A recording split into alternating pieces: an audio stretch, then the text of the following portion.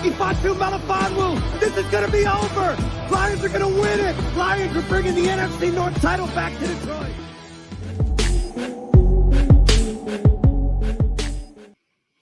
All right. Well, hey, good evening. Welcome to the Rocked On Detroit Lions podcast, Off the Cuff. Sunday night, we have a few guests tonight. A couple of guys joining the podcast. One you already know, Uperlite, Eric Rintamaki, and Coach Bono, Canadian football coach. We'll bring both of those gentlemen in here in just a few moments, but I want to do some house cleaning first. We're going to change it up here on Rocked On Detroit Lions, which is your ultimate Detroit Lions fan channel here on YouTube. Appreciate you guys joining us tonight. Before I forget, this podcast, of course, is brought to you by Rocked On Podcast Network. And I definitely want to thank everybody that's a part of this channel for joining us tonight. Look, you guys are awesome. You've taken this channel places I never thought that it could be. But you know the drill. This channel brings the heat. We're going to bring you the latest news, the rumors, hot takes, NFL mock drafts, deep dives into NFL history and team stats all year long.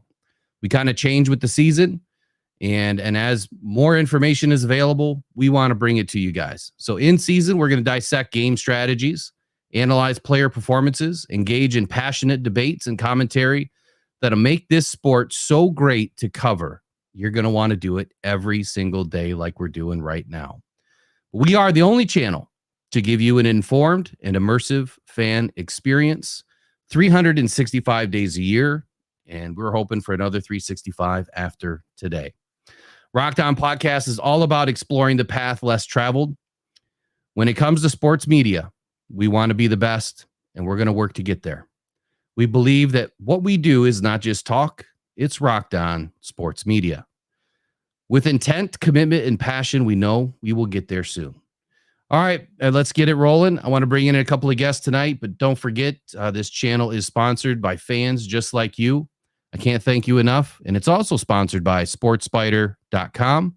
Please check out sportspider.com today. That's sportspyder.com and get all of your sports in one place. So first, let me bring in Eric Rintamaki, who's been on the show before.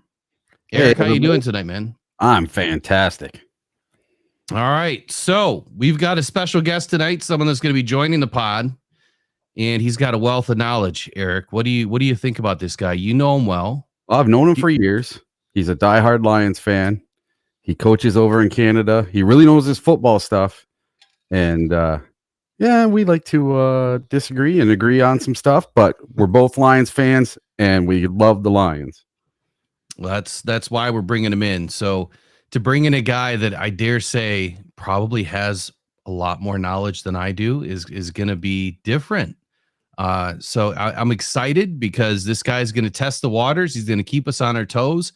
He's going to get these fans amped up, and he's also going to get them informed. And that's what we're all about here, is leveling up the podcast. So without further ado, let's bring in Coach Bono. Coach Bono, how's it going? Welcome to Rocked On Detroit Lions tonight. How are you? I'm great. Thanks so much for having us here. Yeah, give me 1 second here on your audio. Yep, we got it. All right, now we're good. All right, welcome in, Coach Bono. How you doing tonight? I'm great. Sorry about that, guys. No, it's my fault. My fault. So, hey, so give us a little Cliff Notes version about who you are, what you do, and we already know you're up in Canada. But give us the Cliff Notes version about Coach Bono and your experience and knowledge about the NFL. Yeah, welcome. Thanks, guys. I'm jacked to be here with you guys. This is a great opportunity and super excited to be here. Been a Lions fan ever since I was a kid. We, growing up in Canada, my mom used to take me out of elementary school all the time for U.S. Thanksgiving. It was one of my favorite days of the year, still is. I'd come over here, watch the game with my grandpa, and that's how I just became a Lions fan. You know, back in when training camp used to be at Saginaw Valley State from 97 till I believe 01. My parents used to drop me off there. They'd go shopping. I get to hang out with Alan Aldridge, Luther Ellis, Travis Kershke, Scotty Anderson, Terry Fair, Scott Killer Kowalski, some of those guys, names you probably haven't heard in a while. And those guys just watching them, watching the passion, even Bobby Ross when he was coaching these guys, I just fell in love with this team and fell in love with football. And like I said, I run Sioux Minor football over in Sault Ste. Marie, or help run that league. And I coach high school football in the Sioux, been coaching for a number of years, and just really passionate about the game, love the game, and love this team. Man, that's it's going to be interesting to see the different types of debates and topics we get into throughout the season, and the wealth of knowledge that you're going to bring. Old school, new school, different kind of school in Canada. But it's nonetheless, I'm humbled to have you a part of the podcast. I'm thankful that Eric has introduced us, and we're able to bring you in to help. Hey, do what we're supposed to do, and that's be informative. Content creators and Lions fans alike. This channel is built for Lions fans, so we bring in Lions fans to deliver the information. Quick audio check and video check with the chat, and let's welcome in the chat tonight. So let's let us know how things are. We know we're going to have some difficulty with some of the video, and hopefully that'll get fixed here in the next couple of days. They just got a minor adjustment up there in northern Michigan, but we'll work on it. So we have Tracy in the house moderating, Jaster moderating in the house, Adam, Mike P, Joseph Ostin. Who else do we have? Is that still used in the house? Lone Wolf, Detroit Fan Man, Peter Van Larhoven, Shadow Viper 619.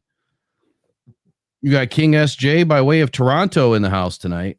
Decker Pecker's in here. Joseph Ostin again. Chef Talks Lions from Australia in the house. We have, who else do we have? Dan Perry.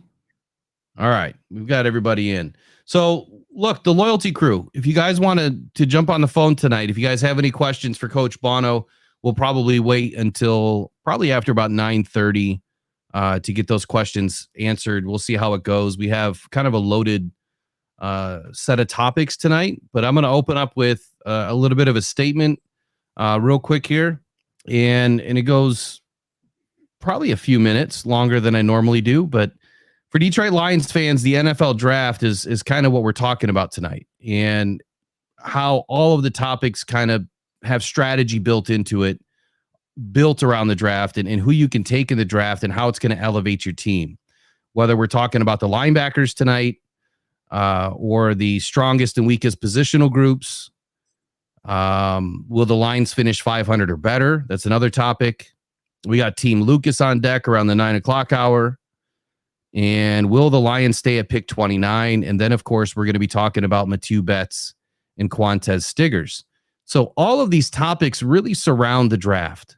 And what are the Lions going to do to help get this team to bring a Lombardi home? I think that this is the year that it can be done. So I think that's where we're going to start. I think that we're going to start with the fact that Brad Holmes is one of the guys that each season he's laying out all of these different scenarios. He's working his board. He's staying true to the core value that they've set as this team's direction and identity. It's a process that really ultimately only nets 5 to 8 guys every single season through the draft on average, really. I mean, there's years that you hope that you just get one guy to help your team. Any more than that, and you've had great success in the draft. Brad Holmes is knocking it out the park every single season so far by having no less than 2 game changers every single season. Last season, completely bonkers. He adds 4 game changers to this team. He has broken the mold. There was a curse that we were talking about off air the other day about the second round curse. We'll probably touch on that and how he's now broken that curse too. So tonight we will try to offer a wide range of fact-based opinions, potential outcomes based on off-season moves, press conferences, comments made throughout the last season, to kind of get a feel for where the roster is, where it's going, utilize that knowledge that we have gained through many years of watching football, coaching football even, as a fan, going through the draft process at a high level now for 5 seasons. I have kind of cultivated this high-level view and overview or comprehensive approach to how I feel things should be done, and they're just my opinions. So whether you agree or disagree, that's okay.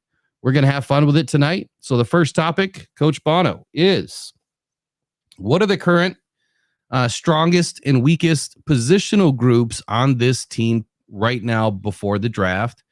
And a follow-up to that is, what will happen in this draft that could make that positional group better? Obviously, selecting a player. But let's start with the offense. I'm going to throw up the offensive depth chart here. So right away, what would you say is the weakest and strongest positional groups on the offensive side of the ball? Well, let's start with the positive. I mean, I think everybody knows that this offensive line is legendary.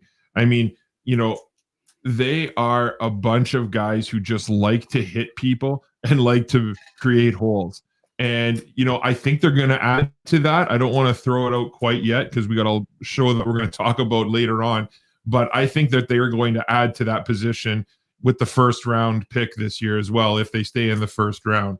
You look at who these guys have. They just added Zeitler, and everything about this guy, everything you read about him is positive, right? He's a Dan Campbell type guy. I think he's going to fit in absolutely perfectly there. It'll be interesting to see what they do, in the draft there. But I do think that they're going to address, the guard position one more time fairly early. Weakest position for me, it's got to be the wide receiver group. I've been making this argument for a number of years.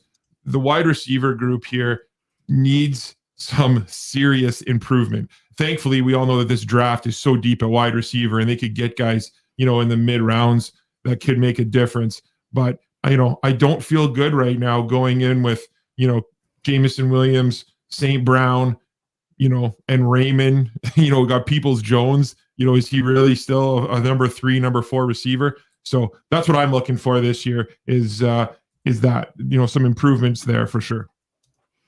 So Eric, go ahead and follow up behind him. What do you feel are the strongest and weakest positional groups on this offense right now? On the offense, the strongest is definitely the offensive line. In my opinion, we have the best offensive line in the NFL. And weakest, I don't know. I can't say tight end because, we have a beast of a tight end, but then our backups aren't the best in the world. Shane Zylstra and what's the other kid?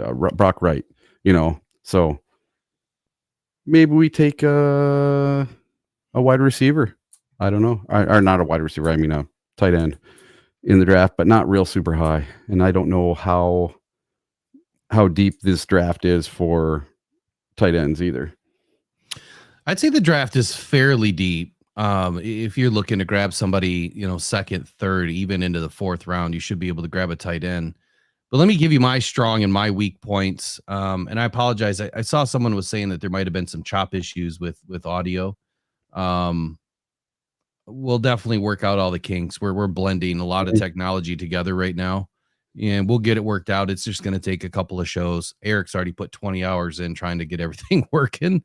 So we'll keep working on it. But so my strongest clearly is the offensive line. And I want to get more granular with this too, Bono. So I'll follow up with some more questions. But last season, this offensive line had transitioned between at least 8 different offensive fronts, switching guys in and out, whether it was injury between, Vaitai early, Ragnow, Jonah Jackson. I mean, all 3 of those guys missed some time, and bringing guys in and out of that offensive line is something that Hank Fraley has been accustomed to. It's been something he's dealt with for at least the last 3 seasons. Even before that, I can't remember when Hank joined. I think it was 2020, but I think that Hank Fraley is probably one of the strongest coaches on this team that is not an offensive coordinator, defensive coordinator, or head coach. I think he's right underneath all 3 of those guys. Might even say that he's probably better than Aaron Glenn, to be honest with you, as a coach, because of the things that he deals with and the adversity that he's dealt with has turned this offensive line into a powerhouse. And even when we go through times of trouble, we're able to get through it. Now, we've had a couple of games that hurt us. Baltimore obviously hurt us. The second Packers game, they got thrown around quite a bit. And it is what it is. You're going to have a bad day at the office. Those were just the 2 games that really stood out last season. So Jonah Jackson, as we expected, was going to move on this year. And he did. And I'm glad that he did. I think that you would have way overpaid for him. But to replace him with Graham Glasgow is what they essentially did, bringing Graham back on a 3-year deal that now settles the center question. If Ragnow goes out, we have a center that is with us for many more seasons. And I like the fact that the Lions did that. They strengthened, an area on the team even further than they really had to by having versatility. And positional versatility is something that Brad Holmes really accentuates throughout the draft, obviously free agency. Those are the guys that he wants. So to make a very long answer a little bit shorter, you bring in Zeitler, a guy that is a career right guard, one of the best in the league to do it. This offensive line is now better, in my opinion, than it was last year. And that is a tall task to beat last year's performance. I think we finished top 3 in the league, if not top 2 in 2023. I think that they have the best offensive line in football right now. How can we make it better? Obviously, you're only as good as your depth. That's my concern. My concern is if we have the issues that we've had the last couple of seasons, our depth is going to hurt us this year. And it didn't last year because we had the Graham Glasgow, right? We don't have that guy right now on this team that can back up these guys. He's now our starter. Weakest, this one's kind of a toss-up to me. I would say second strongest, and this is where I want to get more granular with it, would be the running backs. I think that's our second strongest group. Quarterback, in my opinion, is probably, I don't even know if you can really give that a positional group grade right now as far as what our strongest and weakest is. So I think Jared Goff's a top 5 quarterback in this league. And I don't want to leave him out there like we're not paying any attention to him. He would be number 1. Offensive line would be number 2. But since we're talking about an entire group and not just one guy, it's all O-line is the strongest. Weakest is definitely wide receivers. I think that behind Amon-Ra St. Brown, we have a lot of liabilities. We have a lot of unknowns. We have a lot of questions about Jameson Williams. We have a lot of questions about DPJ. We have a lot of questions about Antoine Green. We don't have the answers yet.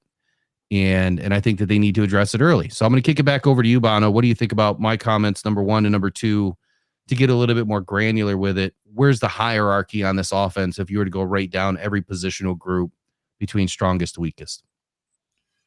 Yeah, you know what? I think tight end is second strongest, actually. I love Brock Wright and everything that Brock Wright does on the football field. A lot of people were upset that the San Francisco 49ers went after him, and they kind of thought they were just, it was a jerk move by John Lynch just trying to stick it to the Lions.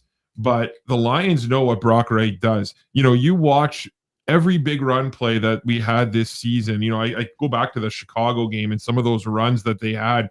Brock Wright is doing all the dirty work, right? He's the guy that, can pull on plays. He can take DNs. He can chip from end to linebacker. He does that better than anyone on their team. And the way that he kind of seals the edge for Jahmyr Gibbs a lot of times, it's really impressive. And they don't have another guy that can do it. So I love Brock Wright and I love the tight end position. I really do. In terms of quarterback, I hear this all the time. Jared Goff's the top 5 guy in the league. I really like Jared Goff. I do have seasons tickets to the Lions, so I'm at every home game watching them. The one frustrating thing is, and I truly believe this, and you watch games and you don't necessarily see it on TV, but when you're there live, you see it. This guy struggles to throw the ball 45 yards down the field. He really does. And I think that is something that you need at this level. You need that, right? And the Lions brought in Traquan Smith this year, a wide receiver, a free agent guy, old former New Orleans Saints. And what does he do? The guy just runs down the field, right? He's a speedster.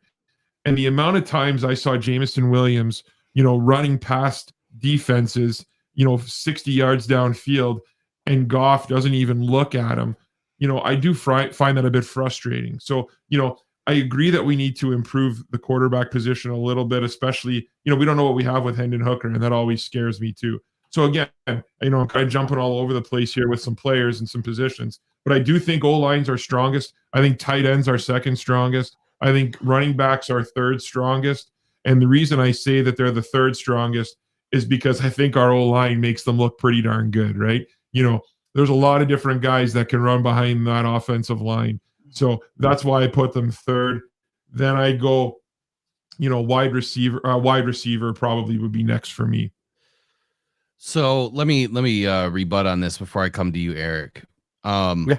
And this is really not on the list tonight, but since you brought up the Jared Goff not having an arm, you being a coach, and I'm sure you believe in that at high level football in the NFL, it's all about timing, right? Yes. These guys have to get to a spot.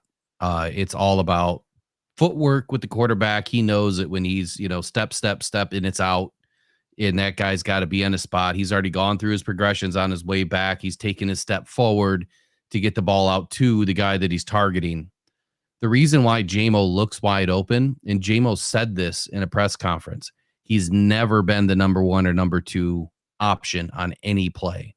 So Jamo looks open because he's not the option. And the ball usually comes out between Amon-Ra St. Brown, Josh Reynolds, or Sam Laporta, which were the first three options. Jamo was fourth on the list because he still wasn't, as sound as he should have been with the playbook.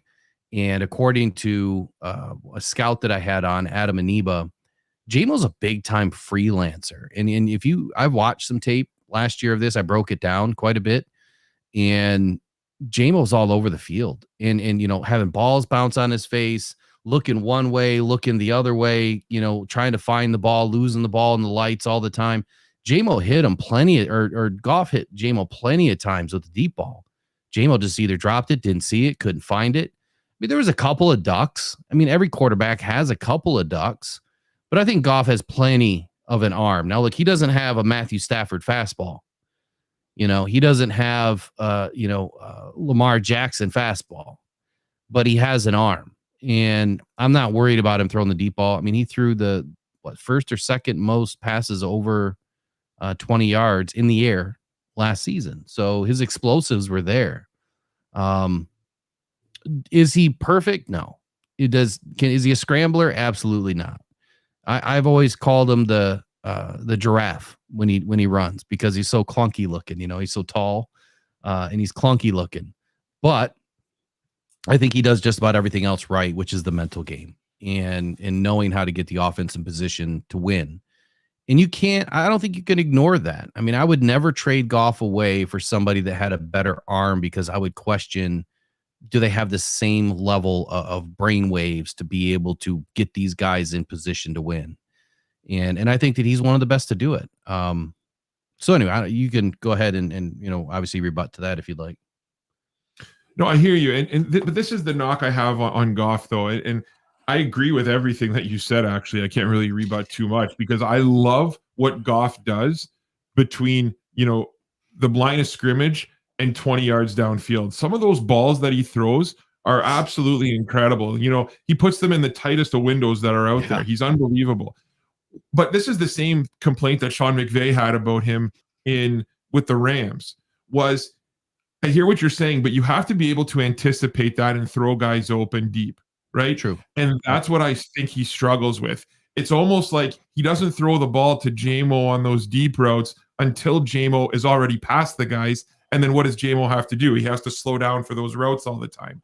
The one thing I would like to see him improve on, and I agree with you, if he can improve on this, he will be a top 5 quarterback, if not a top 3 quarterback. I'd like to see him kind of anticipate those deep routes, see that Jamo's got that guy and throw the ball and let Jamo run under it, right? That's my only complaint. And especially when teams run cover 2 against the Lions. If you notice, they run a ton of cover 2 against the Lions to start the season anyway. But then they started to go more towards a cover 1 because they didn't respect Goff's arm, right? So I'd like to see Goff, look to the left, have Jamo run a little post corner or something, and then have Goff come back across the field, air it out, and Jamo would be the only guy there to run under the ball. So that's my only thing I'd like to see from him because I agree with you. I love Goff. It's just those little slight adjustments with him, especially reading the defenses deep coverage and anticipating that a little better. Yeah, I don't think I could disagree with that either. The only thing that I would say though is I think that Jameson he didn't really earn the trust of Jared Goff, and I know that Goff had said that in a way that wasn't attacking Jamo for not being ready, but in Jameson's first season, there was some things that Dan Campbell said, that Brad Holmes said, even Jared Goff said that it was all about the timing. There was, issues with the playbook. The Jameson wasn't ready. He had all that time off to recover. He gets in the game. He doesn't know what he's supposed to be doing, which we expected the bugs, right? We expected him to have some cobwebs he had to work out. And then in the second season, you lose all that time because of suspension, and he still wasn't ready. J-Mo picked it up, I think, the last 5-6 weeks of the season. I think J-Mo and Goff really started to connect. So here's what I'm expecting. I'm expecting this year that J-Mo and Goff are going to have a different chemistry. And I think that that's the link that's been missing, is their chemistry has not been on. For whatever reason, the guys that go through a full training camp with Goff, they come out on the other side the best pass catchers on the team. Amon-Ra St. Brown did, and Sam Laporta did. Jahmyr Gibbs did. None of those guys ever had issues catching balls. Josh Reynolds never had issues catching balls, minus the drop, whatever. But that wasn't a Goff thing. That was a Reynolds thing. So I think that there's some things that every quarterback has to clean up. And I would say that, out of 100 things, I would say Goff probably does 92 of them right, in my opinion. So Eric, what do you got to think about all that? Come on now, chime in. Well, Goff is number one on my Mount Rushmore. That's right. I love Goff. He did things that no other quarterback ever did for the Lions in winning playoff games. Now, granted, he has a team around him, but he's a team player. Now, do I wish he didn't run like a giraffe? Sure. But maybe he can hire a running coach and start running in the off season. Right. And, keeping his balance. Long legs are going to get in the way. Yeah. I don't know. Did you guys watch that quarterback show on Netflix with Patrick Mahomes on it? Oh, it was great. And it shows how he does all this balance stuff to keep his balance, so when he's running around or whatever, he doesn't fall over. Because Jared, he just trips on his own feet all the time. If he could work on that, man, I think he'd be number 1 or number 2 in the league. To me, I think he's got all the tools to do it. Yeah, I think stats wise, he's there. Stats wise, he's there. Yeah. It's just some of the little things, I think, the mechanical things, which I think are really his body control, because he just doesn't have the body control in certain areas that, more nimble quarterbacks have. But I didn't mean to cut you off, so continue going. Yeah. And then like the whole J-Mo thing, I really believe, just like you, in the last 4 or 5 weeks, he really came on. He's finally getting a full offseason this season to work on our offense. So he's down in Florida with Teddy Bridgewater, working every day, showing stuff on Instagram and all that stuff. And they're working like crazy. And I don't know if he flew out with the other guys to California to work with Goff or not, but he was working with Teddy, and Teddy's going to know the offense in and out. He's a vet. Right. So, yep. And he's going to be able to tell him all the tips and tricks, and this is what you need to do. So when he does get to OTAs and camp with Goff, man, that connection's going to be there. It's going to be so much better. And I expect really big things out of J-Mo in year 3, not just the deep routes. So like in the playoffs, even the announcers were like, oh man, look at that comeback. Wow, he's adding to his tree. He's going to be really dangerous with that speed if he can do comebacks and, some other route running other than just running deep on every play. I think that's what we saw at Alabama. Was Jameson was used to Bryce just, I'm going to go back and toss it, and you just run underneath it and go catch it. But the difference when you translate to the NFL, which is similar to when you translate from the CFL to the NFL, which we'll talk about later, is the worst corner or the best cornerback that you're going to see in college ball is going to be the worst cornerback you're going to see in the NFL. And I know I say that often, but it's true. You're one of 200 in the NFL, really. And it's awe-inspiring to see what these guys can do when you're up close and personal and you really watch it's incredible. When you talk about comebacks, there's one guy in this team that I think that does it just as good as anybody, and that's DPJ. So if Jameson Williams really wants to learn how to work back towards the quarterback, work back to getting open, DPJ is going to be that guy that should be able to teach him a few things. It's what he excelled in, especially at Michigan. But even with the Browns, it's what he excelled in. So do us a favor, everybody in the chat, and I promise we'll try to get to some questions and statements and stuff tonight. We're really trying to get through a list. I mean, we're not even off topic 1 yet, and it's 8:30. So do us a favor. If you like Coach Bono's style, I mean, the intelligence, the knowledge, the things that he's dropping already, smash the like button for us and help get this stream out there for more Lions fans to be able to see and be able to hear how Rock On Detroit Lions is leveled up with a guy that knows his stuff. And I think, this is just the tip of the iceberg, right? I mean, you got 2 really good guys that have joined this podcast that are really gonna elevate the way that this show, goes, I guess, for the future. So the last part of this question, so we've kind of stated our strongest and our weakest on offense, but now we kind of need to do the same thing on defense. But before we do that, who should the Lions pick in the, in this draft to help solidify the weak link on the offensive side of the ball? Start with you, Eric. What do you think? So who should we draft for an offensive player? Yeah, I mean, what position do you think would help this, the weak link, your weak link for the offensive side of the ball? If you have a player in mind, go for it. I think Brendan Rice in the 3rd round. Help the wide receiver room. Yeah. Yep. Okay. Help them out a little bit. We need that one big, tall, lanky guy. Okay. Somebody that can go up and get the 50-50 balls. What do you think, Bono? All right, I love this question. I'm going outside the box on this, and I hope you can hear me out for a second. Lions' strongest positions, offensive line. The guy I want them to go get this year out of Washington is Connor Beebe. I think Connor Beebe is an absolute Dan Campbell, Brad Holmes guy. You want to call him a reach? Call him a reach. We'll see who the reach is next year when this team is just putting up 150, 200 yards a game.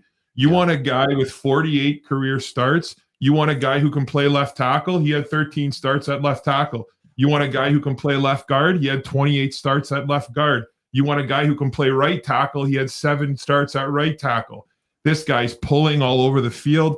The knock on him is he has short arms. Yeah, well, it doesn't matter when he's running over guys because he is an absolute beast. This guy is what a Detroit Lion is. He embodies everything about the Detroit Lions. He's the guy that I think if we end up taking him in the 1st round, he's a reach. He's a reach. That's what you're going to hear a lot.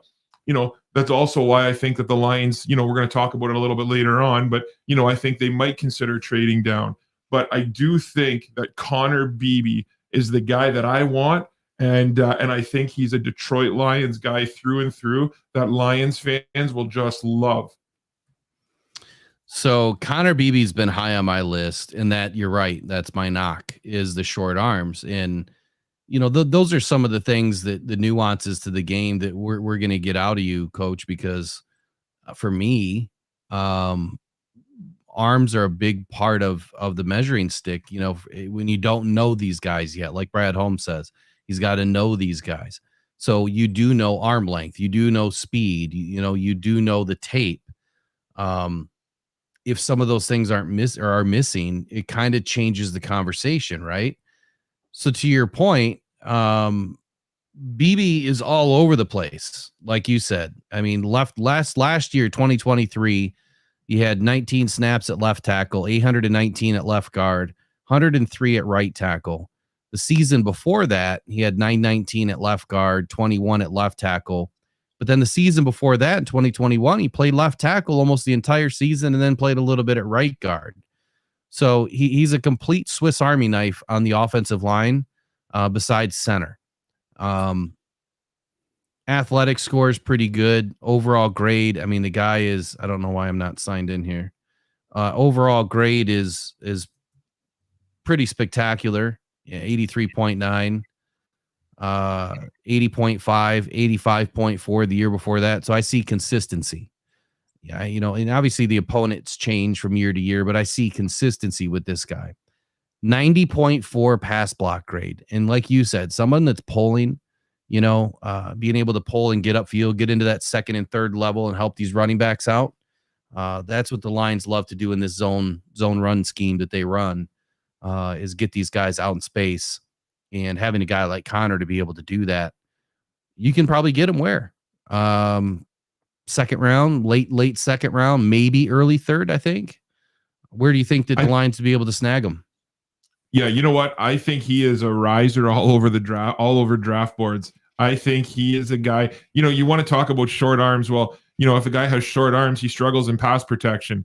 The guy allowed 2 sacks in his university career, right? And he played over 400 snaps each of the last 2 seasons. And I think in 2021, I think it said he played 367 snaps. And so, the guy's played over 1,200 snaps and allowed 2 sacks, right? So, do I think he projects as a tackle in the long term? I don't. I think he's a guard all day long, but it's, again, one of those nice little options to have, that if you need him to go play tackle, he can. And obviously or if you need him to go play tackle, like I said, he can. But obviously, if you play guard, the shorter arms, are they still an issue? Absolutely. Are they a little bit less of an issue? Yes, they are. So I'm telling you guys, if we get, Cooper Beebe, if we get him, he is going to be an absolute steal for this team, and you guys will love him. So the one thing that I understand about the short arms, because I've been on record talking about Hutch and how he's got, a little bit shorter arms, especially at 6'7". The guy should have at least 33 and a half inch arms, but they're like 31 and 7/8. The short arms are only a problem if you're slow off your set, right? If you're slow to punch, then the defensive tackle or defensive end is already up inside you. And the minute they're inside you, then you're screwed. So he's got to be quick. I can't say that I've evaluated enough tape on him to know just how quick he is. I don't know if you have, but as long as he's not slow to punch, then that's where the makeup speed is, or the makeup measurement is, if you will, is get out, get quick, get on them, get your hands on them, and be first. Like they say, if you're not first, you're last, especially on the offensive line. So, all right. So for me, look, weakest link, wide receiver. I'm a big Brendan Rice fan myself. I think the Lions would be doing themselves a disservice if they take a wide receiver in the first round. We essentially have 2 second round picks. It's 61 and 73. 73 is kind of early in the third. So for me, I think that they can still. This is a deep wide receiver draft. We may not get Brendan Rice. We may not get an Xavier Legette, which I've kind of slid down my board a little bit because of his height. I think the Lions are looking for that 6'3" guy, 6'3" and up, someone that's got great speed, big body, big frame, needs to body these guys on the boundary, someone that can be utilized in the red zone. If Brandon Rice is there, man, I think that he's my top guy for this team. But there could be some later round picks. I just don't see the Lions wasting a pick early. I think they're going to stick with defense. So let's move to defense. We'll do the same thing, and we'll try to speed this one up so we can get to the next topic. So defensive side of the ball, what do you have for your weakest link? I already did that one. What do you have for your weakest link, Bono, and then your strongest link? And if you just want to go top to bottom, positional group wise, you can just do that too, and that way we're done with that segment. Yeah, no problem. The Lions last year allowed 4,006 passing yards, which was 4th most in the NFL. They allowed 30 touchdowns through the air. And, you can blame some of it on the pass rush, but there's no question that the weakest position in my mind is the cornerback position. I like the safeties. I can't really say too much about the safety position. I thought they played well last year, but our corners struggled mightily last year. And if you notice what they struggled on, you watch that San Francisco game. I can't watch it anymore because it was just so frustrating. And then Tampa Bay did the same thing the game before, and you could see San Fran watched a ton of tape because those crossing routes just absolutely destroyed the Lions, throughout the second half of the season. Teams would just run crossing routes, and then when the Lions were running man, they were always a yard or two behind, right? It was so frustrating to watch. And it happened all season with them. And it was just, that's the position I think they need to start fortifying. And, Carlton Davis, he had a decent year last year, but let's be realistic, right? He did give up quite a few big plays last year. And we hope he's not on the downside of his career, but he is definitely an improvement. So we'll see kind of what he does this year and what he can bring. So that's my biggest, weakest position right now.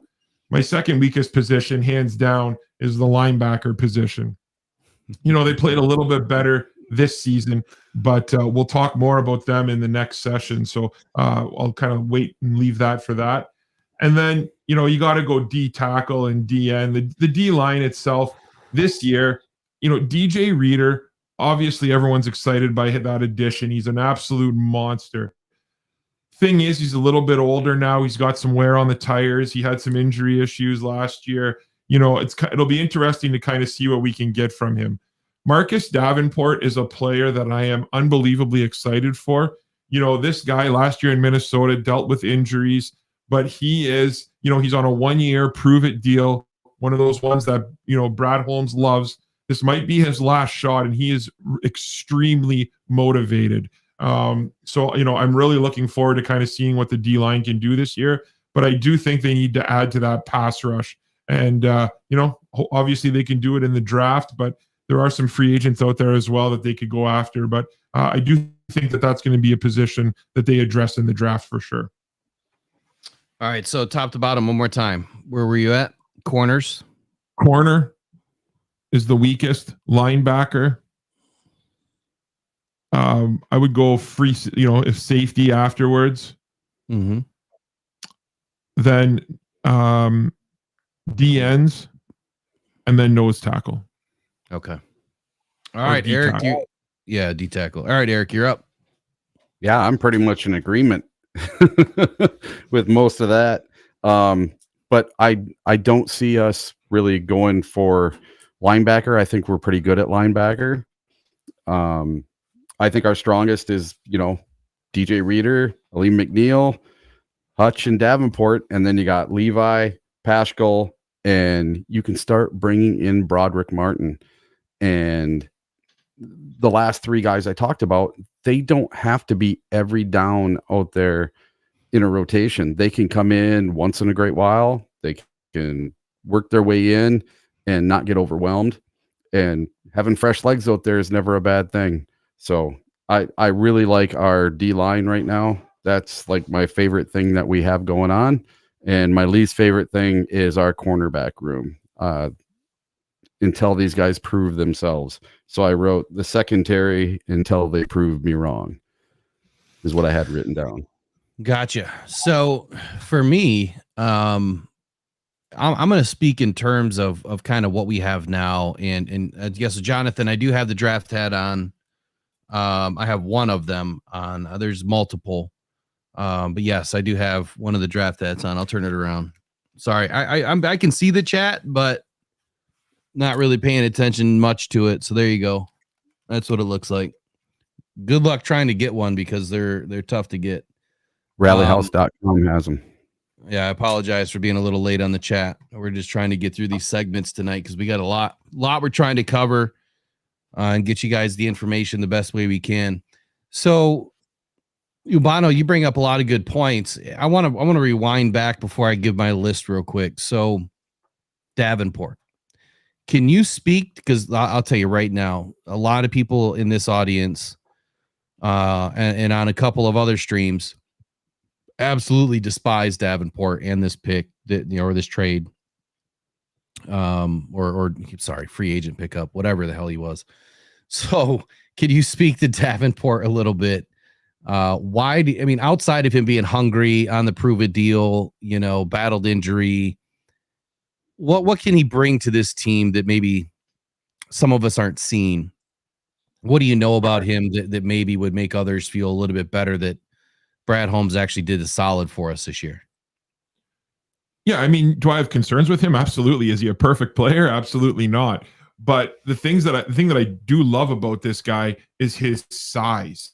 He is an absolute monster on the end, right? And what do the Lions like to do? The Lions like to seal that edge, force everything inside. Why do you think their run defense is so good, right? Their run defense is so good is because they seal the edge, they seal the outside, force everything inside, and that's where everything goes through, right? So I love the fact that he's a big body that can, set the edge on for this defense. And I think that that's going to be his niche with this team. Do I think he might be an every down player? No. Do I think, do I feel comfortable with him being our starting defensive end going into the season? I have some concerns with that, obviously. But the fact that he's on this team, I think he brings something to the table. Again, are you going to expect 12 sacks from the guy? No, don't expect 12 sacks from the guy. But, he can do things that will help this team win.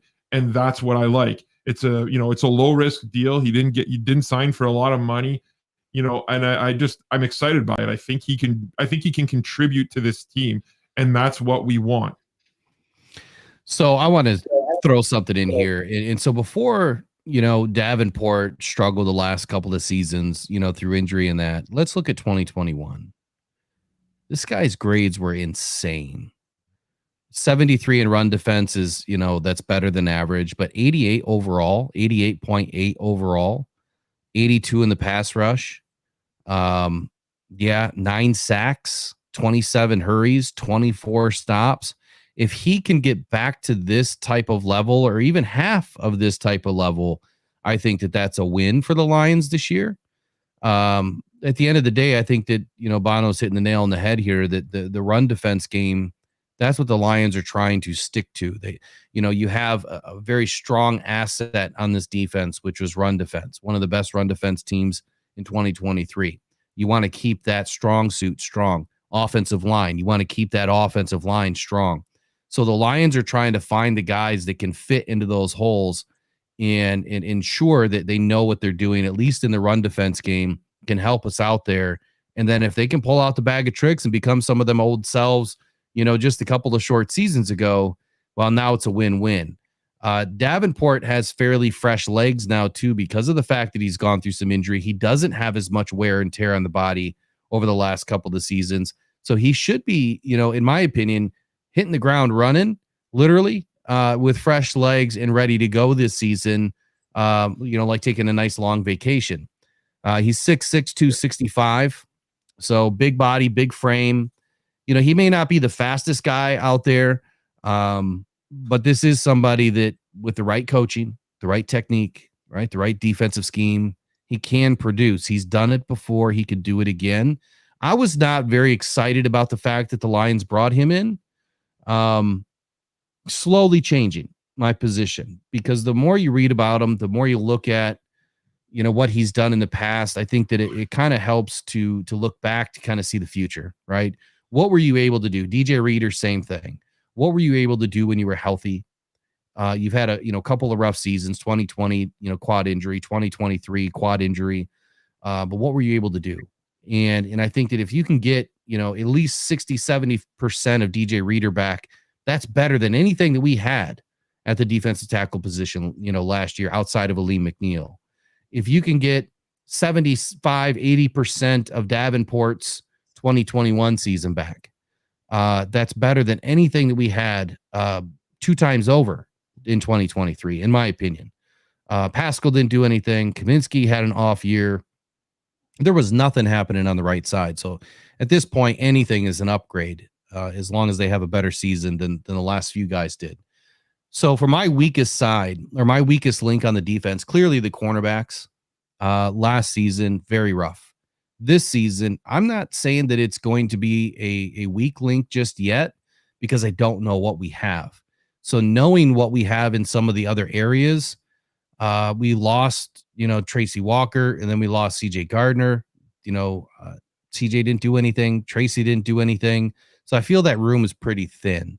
I don't feel like they have a really good leader there at safety. But between the safeties and the corners, I think that we need an upgrade there. One or the other. We need someone that can come in, whether it's a 10-year vet like a Simmons, or, a 4 or 5 year vet somewhere. I'm not sure who's available right now in the cornerback market that would make sense, because a lot of the good ones are gone. But I do think it's an area that Brad Holmes is going to address in the draft. I think that he's going to grab a safety. I still think he's going to grab a corner a little bit later in the draft. And he may find a good one. He may find that diamond in the rough that, we've spoken about McLaughlin, Kamal Hayden, Quantez Stiggers, which we'll talk about, towards the end of the pod tonight. There's some guys out there that may surprise everybody this year, and they may not be taken in the first round, and that's okay. Strongest group for me, this is a tough one because Aiden Hutchinson had a really good season last year. He just didn't finish enough for me to really think that he can hold down the defensive line by himself. I don't think that he can. I think that he needs some help. Aleem McNeil needs to come back to his form. And I'm not sold on Aleem McNeil being a perennial player for the defense or for the Detroit Lions either, because he's just hasn't turned out to be that mauler that we were expecting. He's definitely not a pass rush defensive tackle. I think he's okay in the run game. But I think the linebackers kind of bailed him out a little bit last year on that side of the ball. I think our defensive line overall, if you can, like I said, get 60, 70% of Reader back, 60, 70% of Marcus back, I think the defensive line is probably going to be our strongest suit right now. I still think you address it. I still think that you want to get that guy behind Reader that can learn, and you definitely want to get a defensive end early that can push Marcus to be who he used to be. I think that's the way you go, is get a defensive end early for camp competition. All right. So I think we're done on that. Do you want to rebound on any of that stuff, guys? Just quickly, I have one last point because I was checking out the chat and people say they aren't sold on Davenport. And this is my last thing I'm going to say about him. I think it's important to understand this guy was drafted with the 14th overall pick by the Saints. He had sky-high expectations, and people ripped the Saints for the pick at the time. So his whole career, the expectations for this guy were through the moon already, right? Now, let's bring it back to who he is, and now we know what type of player he is. Let's actually lessen those expectations and just say, listen, dude, give us 8 sacks this year, seal the edge, do your job, and I think it's a win-win situation for the Lions, and I think he's going to contribute. So that's my last point about Davenport. Sorry, thanks, Will. No, look, that's spot on, because what does Brad Holmes or what does Dan Campbell want you to do? Your job. He doesn't want anybody to go out and overachieve. I mean, he loves it when it happens, but the thing that he preaches about is just go do your job. I need you to do your job, and you to do your job, and you to do your job. And guess what? When all 3 of you do your job, you're working as what I call a hive defense. I don't know if you've ever heard that term before, but when I coach, I always called it a hive. And it's like a beehive working together, all as one, hive, one unit. So if everybody does their own thing independently, that ain't going to work. Everyone has to do their job together and work together, work off of each other, and be comfortable in the fact that they know the guy behind them, left of them, and right of them is doing their job and in position. That's why our defense was so terrible in 2021. Anzalone was having to cover like 3 or 4 different positions because nobody had a clue. And when he could finally let his hair down, literally, and just play, that's when you seen the defense make the change that it did in 2022 towards, the latter half of the season there. So moving forward here, let's talk about linebackers. I know this is a pretty sticky point with Bono here. And the question is, are the Lions linebackers good enough to win with? And to drill it down a little bit, which players are liabilities and why? Or which players maybe aren't playing to the potential that you thought that they were going to, and what would you like to see happen? So that's a lot there. So I'm just going to start this off by saying I've made an argument a couple years ago, back in the 2022 season, that the Lions didn't have a single linebacker that would start on any other team in the NFL. Remember the Malcolm Rodriguez hype, right? Everyone, was talking about Rodriguez and how great he was going to be. And he was the star of Hard Knocks. And, everyone was so focused on this guy. If you watch the tape on him, especially throughout that season, he struggled mightily, right? And it was really difficult to watch. And Lions fans thought he was this superstar. And the reason they thought he was a superstar was because he was kind of thrown into the fire, but they didn't see all the mistakes he was making, right? And Anzalone, to your point, was playing, middle linebacker. He was really struggling there. I love the fact that the Lions have started to move him to the weak side. That's huge. So Anzalone has improved over the last few years, and he's starting to wear on me a little bit. I don't like him at the Mike position whatsoever, right? He gets burned in the passing game nonstop. He's really good at running down plays, which is why I like him on the weak side. Derek Barnes is a guy who, I could talk for hours about Derek Barnes. I despise Derek Barnes as a football player for the first years of his career. It wasn't until the Chicago Bears game this year at Ford Field where he completely changed my opinion. So I have seasons tickets, and I kind of sit in the end zone, and I love sitting in the end zone because as a coach, I love it. You get to see plays develop. You get to see, what players are doing, and you get to see line play, which I love. And the thing that Derek Barnes does for this defense is, we talked about setting the edge. I've talked about setting the edge a lot tonight because that's what the Lions try and do. And Derek Barnes is the best linebacker we have at that. Everyone was ripping him for missing that tackle on Dak Prescott, the safety. And yeah, you know what? He probably did deserve a little bit of criticism for that. But that's not what Derek Barnes is. He's not that guy that's going to rush the quarterback. He's not that guy that's going to run plays down. But what he can do is set that edge better than anyone we have. And he proved it over and over and over again. Go watch that Bears game again at Ford Field and watch what he did in that game. Go watch the Denver game at Ford Field. Watch what he did. He was unbelievable in both of those games. So, they're starting to wear on me a little bit. I think Jack Campbell needs to take a major step forward this year, and I think he will, right? It's really difficult for rookies to step in and contribute, especially at the middle linebacker position. I don't know if it's good enough to win with in the long term. I still don't. We need to see those improvements, and those guys need to keep progressing. I think they're going to address it in the draft. I know we've talked about a lot of different positions, but linebacker is one of my top two positions I want them to address. And I think it's going to be important that they do. So, yeah, interested to hear what you guys think about it, because I have some strong opinions about the linebacker play, and I think the linebacker play needs to be better. Go ahead, Eric. You're up, man. What do you think about the linebackers based on, either Bono's criticism or your own? Well, I looked it up today, and ESPN gave our linebackers a B for the 2023 season. And that's about where I'm at. And then I looked up where the cornerbacks were, and they give them a C minus. I thought it was more of an F, but they give them a C minus.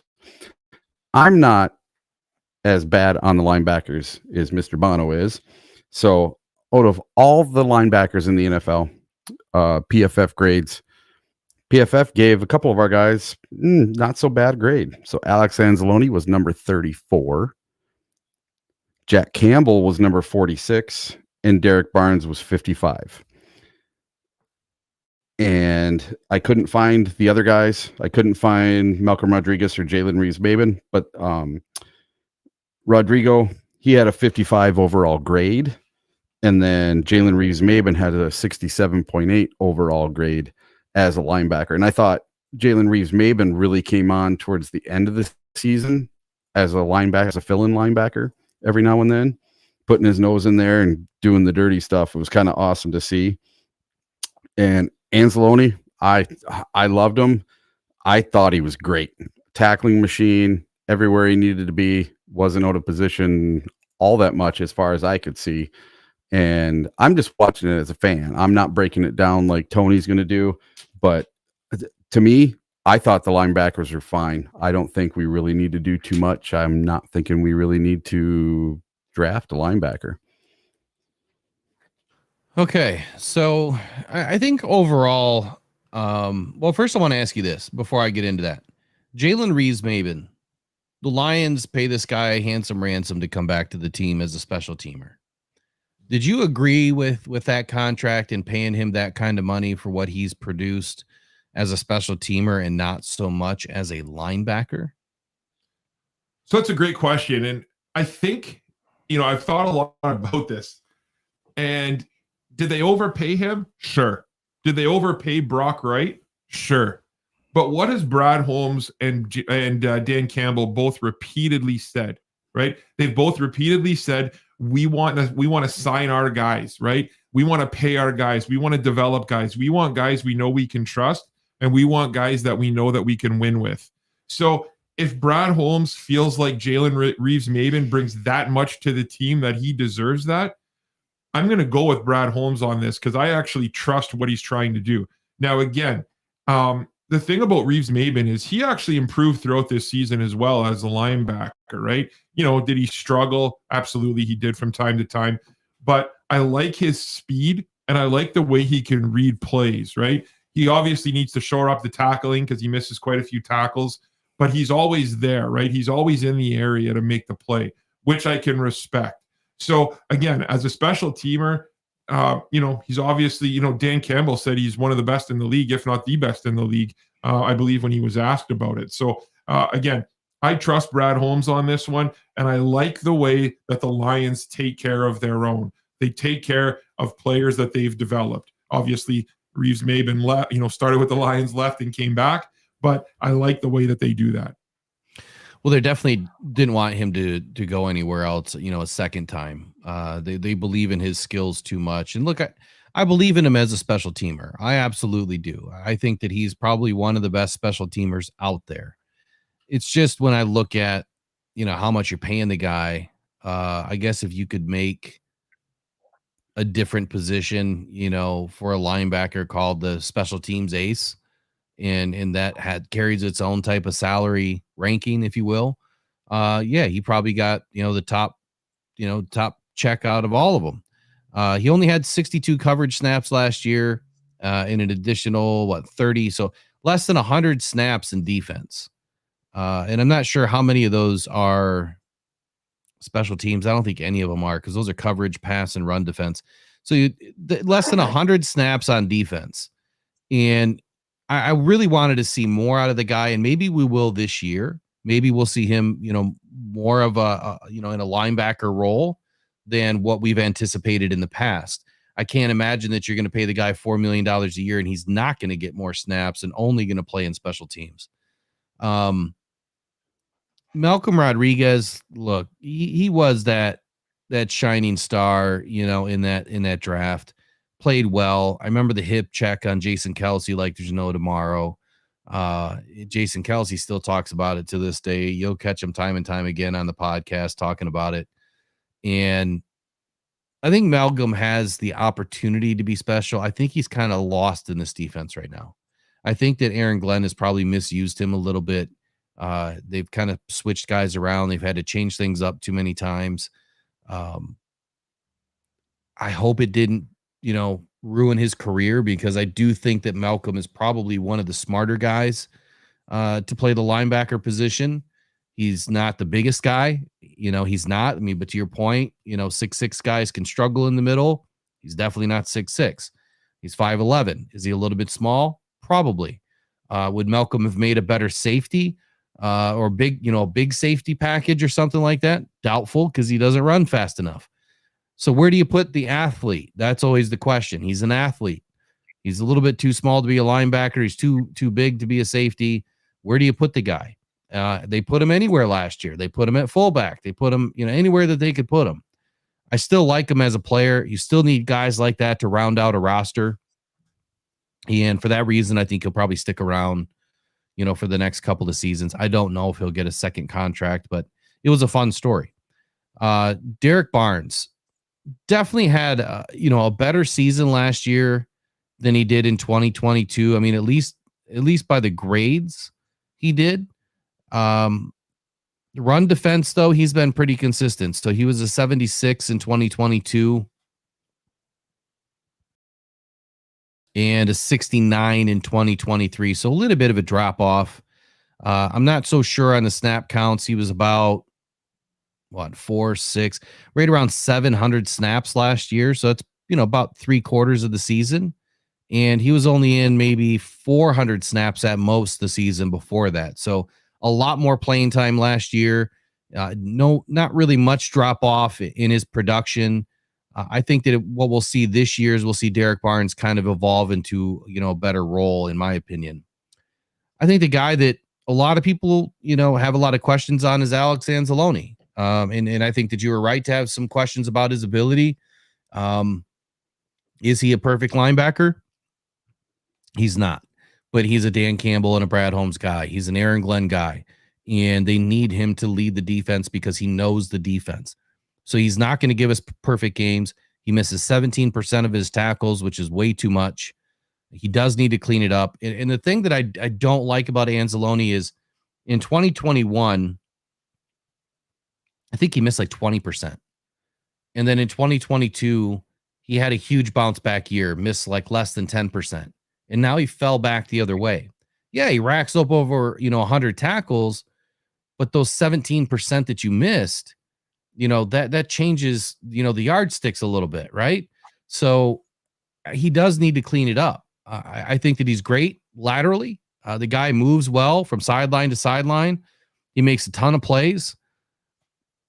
I think it's right to have some questions about his ability. I do think that the Lions are going to draft a linebacker. Let's just put it that way. I don't think it's going to be a guy that's going to start day one, but I think it's going to be a guy that they're going to grab potentially middle round. They're going to probably make a move to grab somebody if possible and start to shore up that position, because right now we got 5 out of 6 guys. We still need a 6th guy. They need that 6th position filled, and we don't have it. And I don't see it coming in free agency. So linebacker group, are we good enough to win with? I'd say yes. I still think that they're going to want to shore it up. Jack Campbell is going to be the reason why this defense takes a major step forward this year. I think that Jack is going to completely play out of his mind in his sophomore year. No sophomore slump for Jack this year. He was a fish out of water in 2023. I'll never forget the play when he was on the wrong side of the line. He was on the right side of the line, and Aiden Hutchinson switched sides and grabbed Jack and threw him to the other side of the line because he was out of position. That showed me right there that Jack was confused, that Jack didn't quite understand what he was supposed to be doing, and it was going to take him some time. I mean, they put his feet to the fire. They said they wouldn't do it, but they did. They said that they were going to limp him along all offseason long, and then they didn't. So I think that we can win with the linebackers. I just think it's going to take a little bit of time to get Jack more comfortable. Yeah, quickly about that, though, about Anzalone, too. You're right. I love what you said about his sideline to sideline, because he's an absolute beast sideline to sideline. But the guy doesn't make any plays behind the line, or very rarely does he make plays behind the line of scrimmage, right? Which is exactly your point. And I love his side to side game, but I'm sick of seeing him make tackles 5 yards downfield every time, right? That's my knock on him. So, again, that's why I think he's a better weak side backer, and he can really dominate the weak side with that speed. But again, I think it's somewhere where we need to just improve a little bit for sure. So let me ask you this. Last year, we didn't see a ton of linebacker blitzes, and we started to see more. Like, I was calling for it. I don't know. Maybe it was like week 6, week 7. I think it was after the Ravens game. I was calling for the DB blitzes because it would have been the only way that we could get home. We were not getting home. We were not getting sacks. So you might as well let your defensive end set the edge, defensive tackles set the middle, and start firing off some of these guys in bigger packages, nickel packages, dime blitz, whatever. And when it worked, it worked. They started to use it a lot more. But the problem is we didn't use the linebackers efficiently or effectively in sending the linebackers into blitz. I'm hoping that with a better defensive line this year and better cornerbacks, we're going to start to see that this year. Maybe you see Anzalone finally, start doing what he was known to do, which is blitz the quarterback. I guess only time will tell. Yeah, and about that, though, I mean, what are you going to do? So what the Lions did blitz a lot with corners and DBs, and they would use their corners and DBs in those packages to blitz rather than the linebacker. And I think the reason you would see that a lot is, again, you just look at the speed of these guys, right? Derek Barnes isn't a fast football player, right? Jack Campbell isn't necessarily the fastest player, right? So these guys, you have to have that speed to get there. And what do teams like to do against the Lions, right? They like to get back and throw the ball. Quarterbacks gets the ball out of their hands in less than 3 seconds most of the time against us. And it's really frustrating because they can't get there, the linebackers. So that's my issue with them, is they just need to work on that speed and show that they can get there quick. Hold on one second here. Can you guys see us okay? Is everything still freezing up? Or are you just having intermittent lagging issues? I think everything looks pretty clear on my end right now. Looks good on the Looks feed good that here. I can see. Yeah, On my I mean, phone. it was highly frozen there for a minute. Oh, that's no good.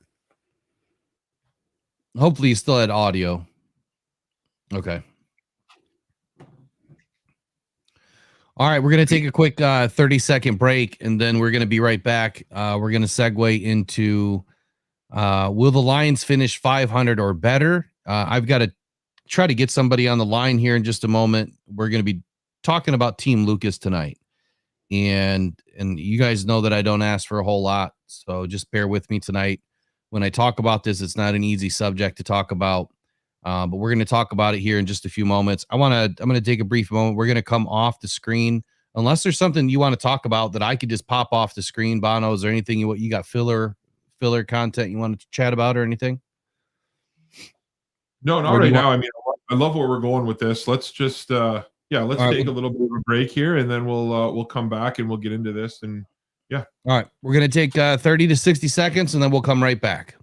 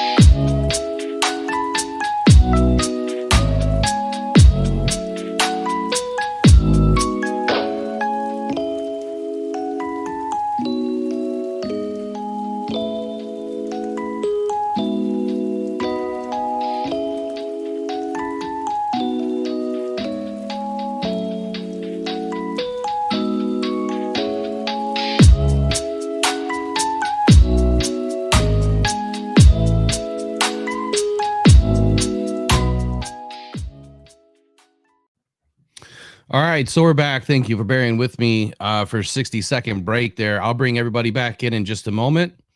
But right now I want to talk about Team Lucas. So if you guys don't know about Team Lucas, and it is it's a GoFundMe right now.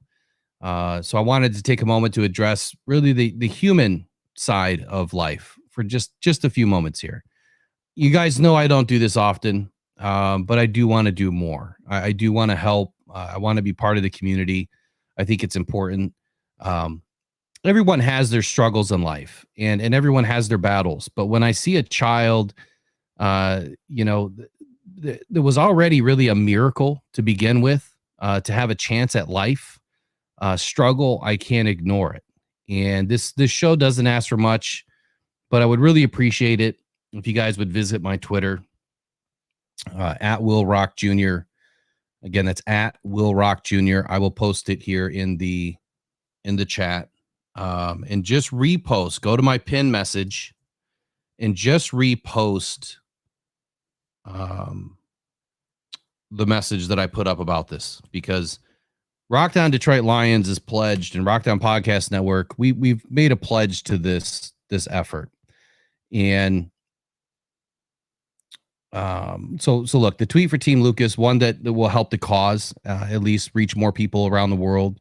And two, Rockdown, like I said, Rockdown Podcast Network is pledging up to $250 just for reposting the tweet. I just need it reposted 250 times so I can make the donation in the first 48 hours. And we're going to start that right now. That 48 hours starts right now. We have about, like I said, 48 hours left to do this. We need all of your help to hit this goal. But it's going to drive more donations than just our 250. It's going to help other people see this community action to help Team Lucas. So a little bit about Team Lucas. He was born on March 5th, 2024, only 25 weeks and 5 days along, weighing less than 1 pound and 1 ounce, 11 inches long. And according to the GoFundMe, the mom, Summer, had a pretty easy pregnancy until the day that she didn't. And that was around 20 weeks in. And due to complications with preeclampsia, that mom started developing the HELP syndrome shortly after that. The mother became critically ill and was to be transported via heli to Johns Hopkins immediately for care. That plan was canceled. There was a storm that prevented the helicopter from taking off. The ambulance transport was the next best option. And within hours of arriving at Johns Hopkins, baby Lucas was to be delivered via C-section. They were trying to limp this along. They were trying to allow the baby to stay in more and give it more time to develop instead of rushing it, right? Now it's been over a month. There's been some major hurdles that both mom and baby, have cleared and have accomplished. But both parents could not hold their newborn until about a week ago. And now they can hold them about an hour a day. No parent obviously wants to go through this. No child should have to endure this fight alone. The GoFundMe is set up to help the parents stay close to the hospital while baby Lucas remains in the NICU unit throughout at least June is what they're projecting. It'll also help ease the financial burden so all the focus can be spent on their newborn baby boy. They are in the Baltimore area where the bridge tragedy also is still ongoing, so traffic is clearly a nightmare. It's a mess down there, and this doesn't make it any easier. So if we can help these parents stay close and bring baby Lucas home someday, I think it would be obviously amazing of the supporters and sponsors of this channel already. You guys are amazing. I'm not asking you for your money. If you have, money that you can donate, great. I'm just asking you to repost my Twitter link. That's it. That's all I'm asking you to do. And we'll let everything else kind of fall where, the chips may. So here's how you can help Rock Down Podcast Network and the Bulge Army. This has been supported by the Bulge Army. Please visit at Will Rock Jr. on Twitter. And Brad, go ahead and call in 313-312-0348. Again, 313-312-0348. Brad would like to, Brad Holmes Bulge would like to jump in on a call for just a moment and kind of talk about it. But visit at Will Rock Jr. on Twitter, share the tweet, like it, heart it, whatever you do on Twitter, comment, or at least grab the GoFundMe link and share it. If my post reaches 250 posts, like I said, I will donate $1 for every repost up to $250. The link is also in the description of this show, and it'll be in the description of all my videos and live streams for the next 30 days. So that's what I would like to be a part of, is community and helping the community. You guys know that I want to get in touch with local Detroit hospitals and try to help children there too. So Brad is calling us now. Hey, this is Will with Rock Down Detroit Lions. Who do I have on the line? Are you there? Can you hear me, Will? Yep, I got you. Thank you. You're on. I got you. Thank you, man. So go Awesome. ahead, take it away. I appreciate you. Appreciate you joining the show tonight. Let everybody know about Team Lucas. Yes, sir. Appreciate it, Will. Great show as always. For those guys who don't know me, I'm Brad Holmes Bulge. I'm the original Bulge on Twitter. Past couple of weeks, I've been building up what's called the Bulge Army. We have a great group of guys in the Lions community that go around, and what we try to do as much good as possible. We like to go join podcasts, maybe smaller podcasts, and support them in any way we can, bring some awareness to them. What we're doing now, as Will alluded to, is working hard for hashtag Team Lucas. He laid out the situation really nicely. Mom was pregnant with Lucas. Mom's name is Summer. Dad's name is Justin. Early on in her pregnancy, she developed HELLP syndrome, which was really put her at a high risk, forced Lucas to be born early. And now Lucas is dealing with just a large amount of issues. Got lung disease, he's got bronchopulmonary dysplasia, he's got emphysema, he's got tracheostomy hysteriosis, which is where his valves and his heart are actually fused together. So little man has quite a journey ahead of him. He's going to have multiple surgeries in the upcoming months. And what we're doing is, mom and dad live very far away from this hospital, a couple hours away.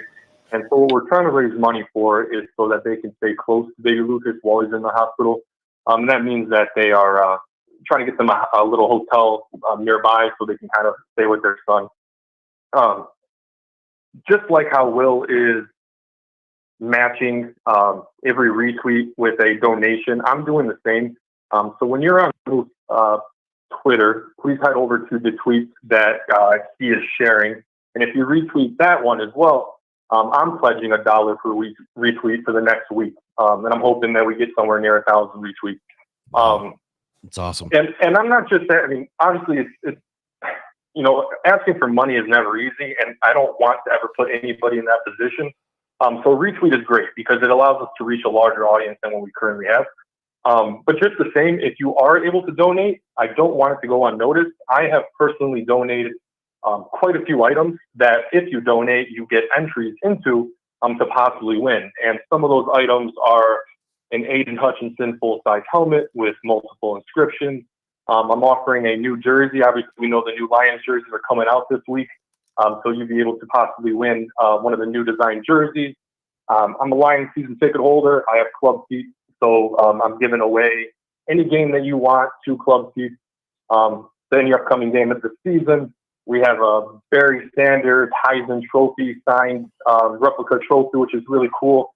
And one of my best friends, Courtney, who's kind of doing this fundraiser and I'm helping support, she's extremely talented in building jackets. So you can also win a custom Lions jacket that you can design yourself. And you can check out her page and see some of her work as well. So any donation gets you entries into winning any one of these 5 prizes. And we really appreciate any support you can give. Man, that's awesome. I appreciate you guys bringing this to my attention too, so I could be a part of it. I know that sounds selfish, but this is it's a great cause to be a part of, guys. Anybody listening, share it if you would. That's all we're asking is just to share it and help the voice get louder. Appreciate you coming on tonight, and look forward to future conversations about football, hopefully at some point. So, anything else you want to leave everybody with before you go? No, sir. A great show as always, fellas. And, Bull Drummer is always behind you, and we'll be a part of the shows moving forward. Thanks so much. Appreciate you, man. Thank you. Take care. All right. Bye-bye. All right. I appreciate you guys sticking around through that. I know that, this stuff is it's not always easy to get through. And it, we're talking about football, but there's things that are bigger than football too. So I appreciate it. Let's get back to talking about football. You guys look a little frozen right now. You guys, really? Yeah. Looks good over here. Sorry. Yeah. Okay. All right. So next up, we'll move on from the somber news. And now we're going to get to, what were we on? Number 3? Or are we on number 4? I think we're on number 3. Nope. 3. Number 3. Here we go. All right. Will the Lions finish 500 or better? I know that we have talked about this a few times. And let's do it again. Now that we have Coach Bono on with us too, let's do it again. So Vegas over-under is 10.5 wins in 2024. Will the Lions win on Thanksgiving? That's a big question on everybody's mind. It's been a while. We definitely need to break that curse as well. How many primetime games will the Lions have? These are kind of all follow-up games or follow-up questions. And does this number change after the draft? So we're gonna talk about it today. And then after the draft, when the schedule actually releases, we're going to talk about it again. So who wants to go first? Eric, you want to start us off on this one? Over under is 10.5. Will the Lions finish 500 or better? Clearly 9-8 means that they have to finish 500 or better because you can't finish 500 this year. What is your take on this? This is something I love to talk about because I love betting on football. I love betting on the Lions. 2 years ago, I started with $100, and I have won thousands of dollars betting on the Lions. So I love the over right here. I already bet, and I'll show you guys my bet at the end of the season. I bet them in February, right after the Super Bowl. I'm going to say 13-4. That's what they're going to do.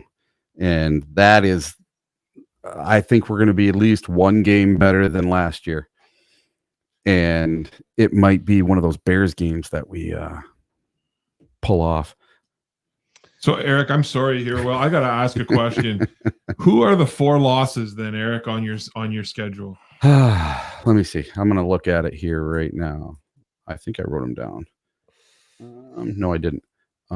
So I got to look at the schedule real quick. Yeah, it's on the screen there. Yep. Yeah. I had to get the chat out of the way. Okay. So I'm going to say we are going to,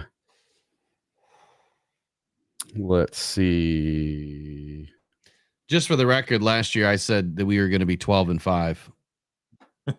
Just I did that too. Out there. And I bet it last year before the season, and it made me a bunch of money. When the season was over, I said something different, but we'll talk about that in a minute. All right, so why don't we do this, Bono? Why don't we get your take while Eric is looking at the schedule to figure out what 4 losses we're going to have? So I have the Lions going 11-6 this year. Green Bay, obviously everyone has their own opinions on things. I'm going to just kind of go and focus on 2 opponents that the Lions are going to have. The Lions are going to play the Packers twice this year. Now, there's no team I despise more in professional sports than the Green Bay Packers.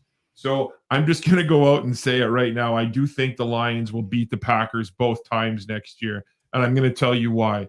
What's the Lions' weakest position that we have right now? It's cornerback, right? That's what we've all kind of agreed on the defensive side of the ball.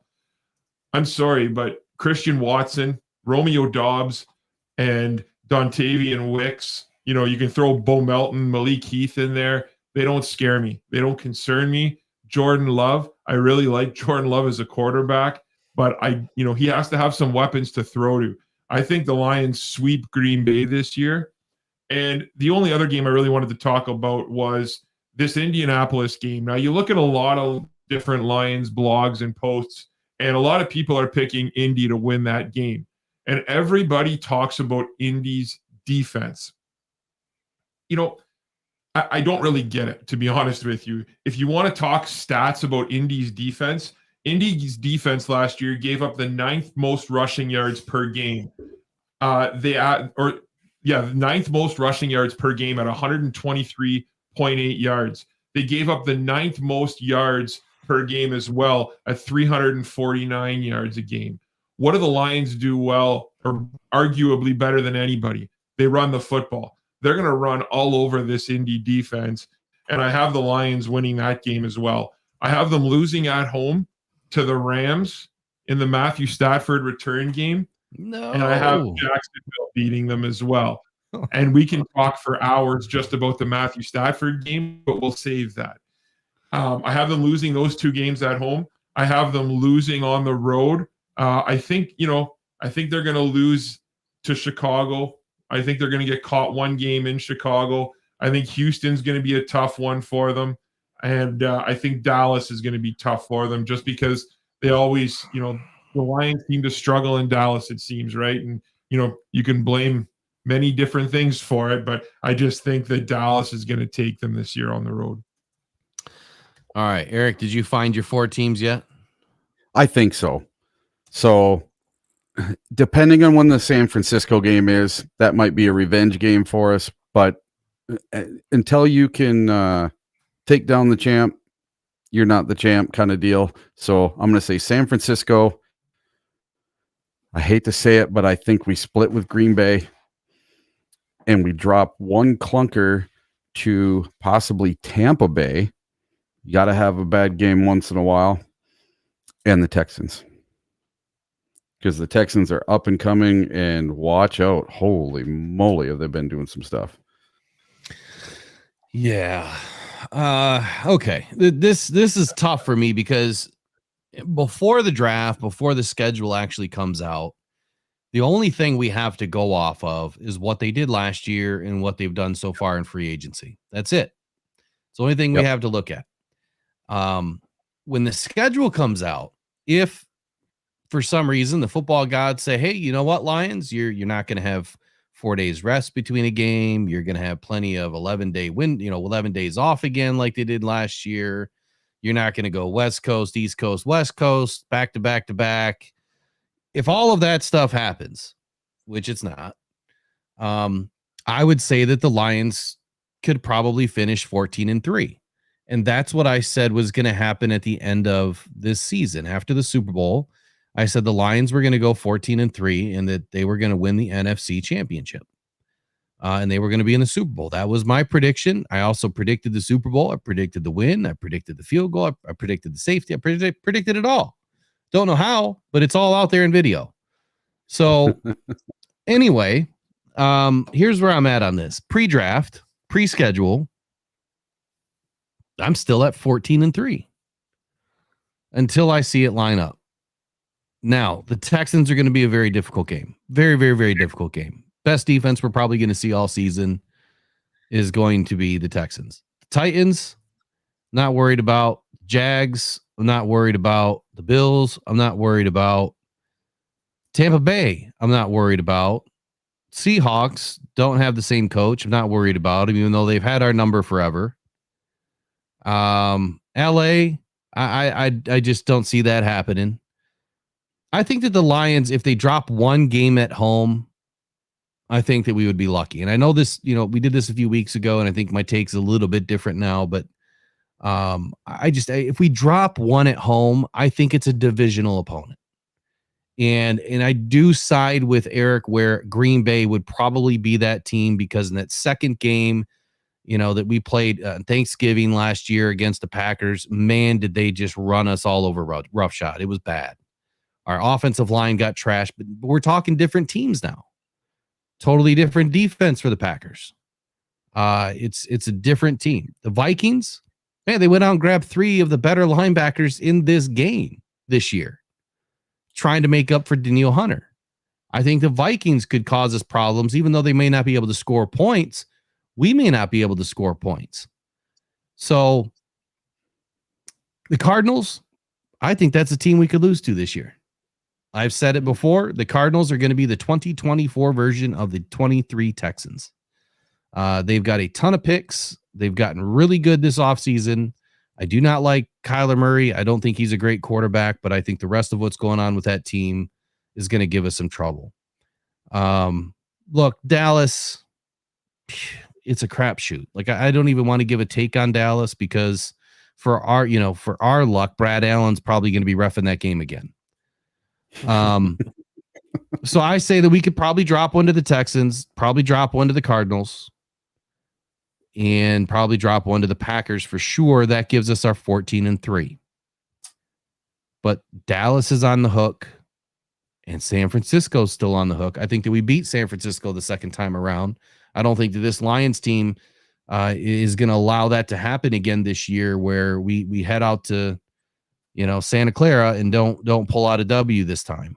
San Francisco is going to be a little bit of a different team this year too. So that's where I'm at. 14-3. We lose to the Texans, the Cardinals, and the Packers. I think that the Cardinals are, to what Eric calls a clunker game. That's a team that we should beat right now. But they may not be the team to beat after the draft. And that's if they have some rookies really step up this year. So that's where I'm at. I think it all depends on which one of these teams ends up with, the receivers, because there's a couple of teams in here that definitely need some receivers, and they have the picks to do it. The Bears, they could be scary. We don't know. We just don't know. Ryan Poles hasn't put together a team that is, has any continuity at all. You've got all of these different parts and pieces. It's like you got Ford parts, Chevy parts, Tesla parts, Honda parts. You got all these different parts trying to build a car. They just don't quite fit together. And for that reason, I don't think that the Bears are going to be a problem. But then at the same token, that could be the problem. They just don't fit together. and they could give us a headache. So we got to wait until the draft and see how they get better. Any feedback on those? Yeah. So Eric, so I got a couple things here, Will and Eric. So first of all, I don't think the draft matters. I really don't. I think whatever they do in the draft, it's not going to impact my opinion on what's going to happen this season. I really don't. I think they have they have the parts, and now they just need a couple little additions here and there to help these guys out, which you're going to see. My knock, or I guess my question about this team is, and the reason why I have them going 11-6, I have a few more losses on the schedule than you guys do, is I need to see them prove to me that they can stop a mobile quarterback. I mean, you look at their losses this year. Look what Geno Smith did to them, right? Look what Lamar Jackson did to them. Jordan Love shredded them in that one game. Justin Fields ran all over them every game he basically plays against them. He seems to run all over them. Dak Prescott, mobile quarterback. The Lions this year struggled against mobile quarterbacks. And, they play a lot more mobile quarterbacks next year when you look at their schedule. So I need to see that they can stop guys that are on the run. And that's, again, where I think our linebackers need to improve. And Aaron Glenn needs to design a better defense to stop quarterbacks from just running all over us. So those are my two comebacks that I would say regarding that. So if you notice, I picked Kyler Murray, Stroud, and Jordan Love as my losses for that exact reason, because Kyler Murray. What about Josh Allen? Josh Allen, mobile league, right? Yeah, I mean, he's just big. Yeah, he can run, but the Lions have always played him tough. Yeah. Always. And we should have beat him. We should have beat him in 22, hands down. We should have won that game. We've always played the Bills tough, it seems like. Look, Josh is not, he's not a speedster like a Kyler Murray, Jordan Love, or CJ Stroud. I mean, they got more speed than what Josh Allen does. But that's why I selected those teams, but the thing is, the draft, the reason why I say we got to know what's going to happen after the draft is if the Bears get Caleb Williams and then they back that pick up with Malik Neighbors or, Rome Odunze or something, I mean, that totally changes the game, because now you got a quarterback that can burn you, and you've got a wide receiver that can burn you. And our corners have been suspect, to be fair. I think that the draft does matter, because we just don't know what top-notch rookies these teams are going to be able to bring in. If the Lions can have 4 impact players out of one draft, some of these teams can do the same thing, especially teams like the Cardinals, that have a plethora of picks. I mean, they have like 6 in the top 100 or something like that. And that's just asinine for talent. Go ahead. I just think, everyone's talking about Caleb Williams, and everyone's concerned about Caleb Williams going to the Bears. The next Patrick Mahomes, everyone's, making this comparison. The difference is Patrick Mahomes didn't play football for a year after he was drafted, right? Patrick Mahomes sat on the bench. He got to learn the game. He learned about the NFL. The Bears are going to throw Caleb Williams out to the Wolves, and they're going to throw them out there and tell him to learn on the fly. That always concerns me, because Caleb Williams has always been the best player in the league. Or on his team.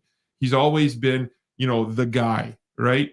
What's he going to do when he goes to Chicago and, he's still the guy, but he's going to face some adversity, right?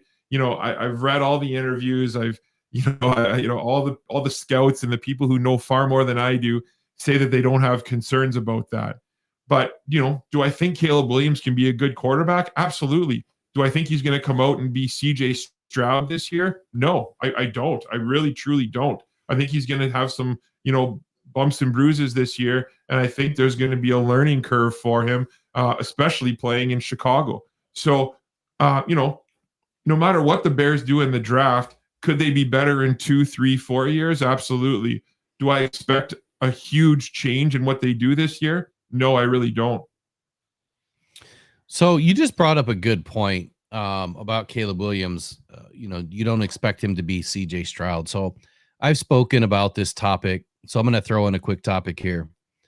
Quarterbacks in the draft, especially first round picks, top 10, top 15, top 20, whatever they are, first round picks.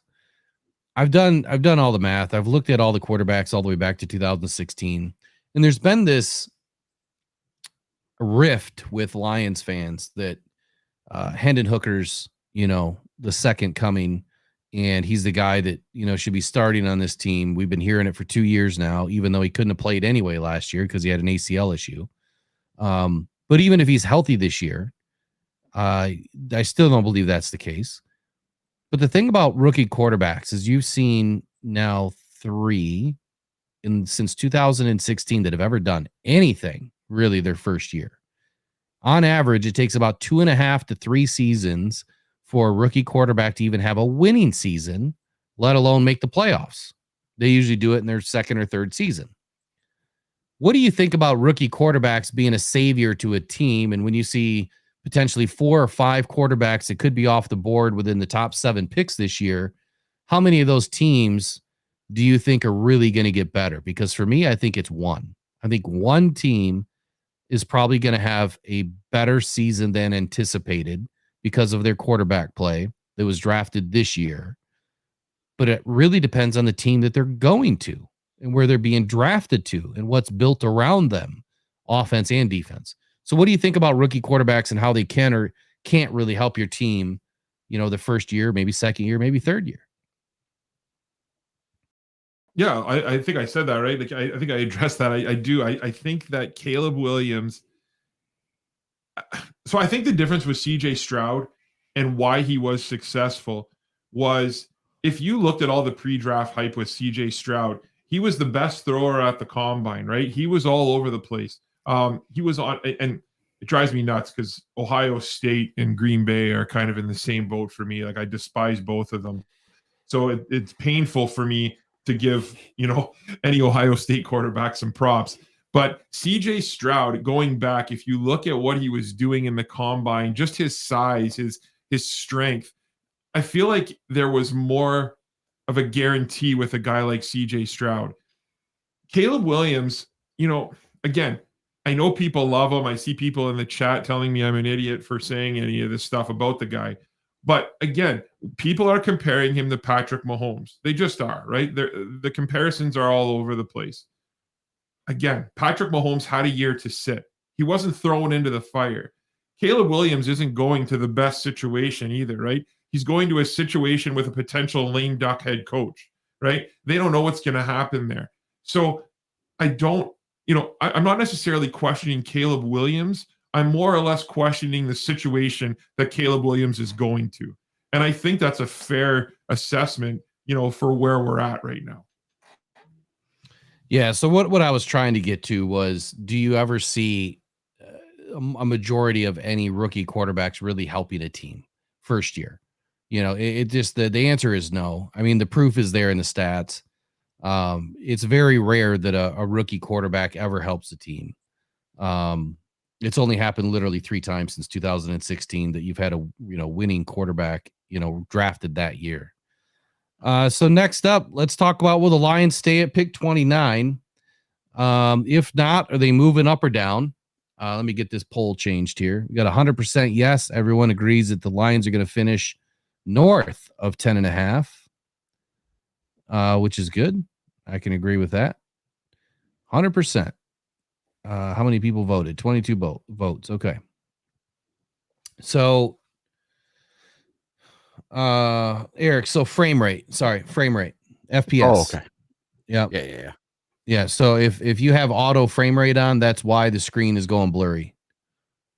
And that's a camera. That's a camera thing. You've got to turn it off. So when you're on a live stream, you can't have auto frame rate on.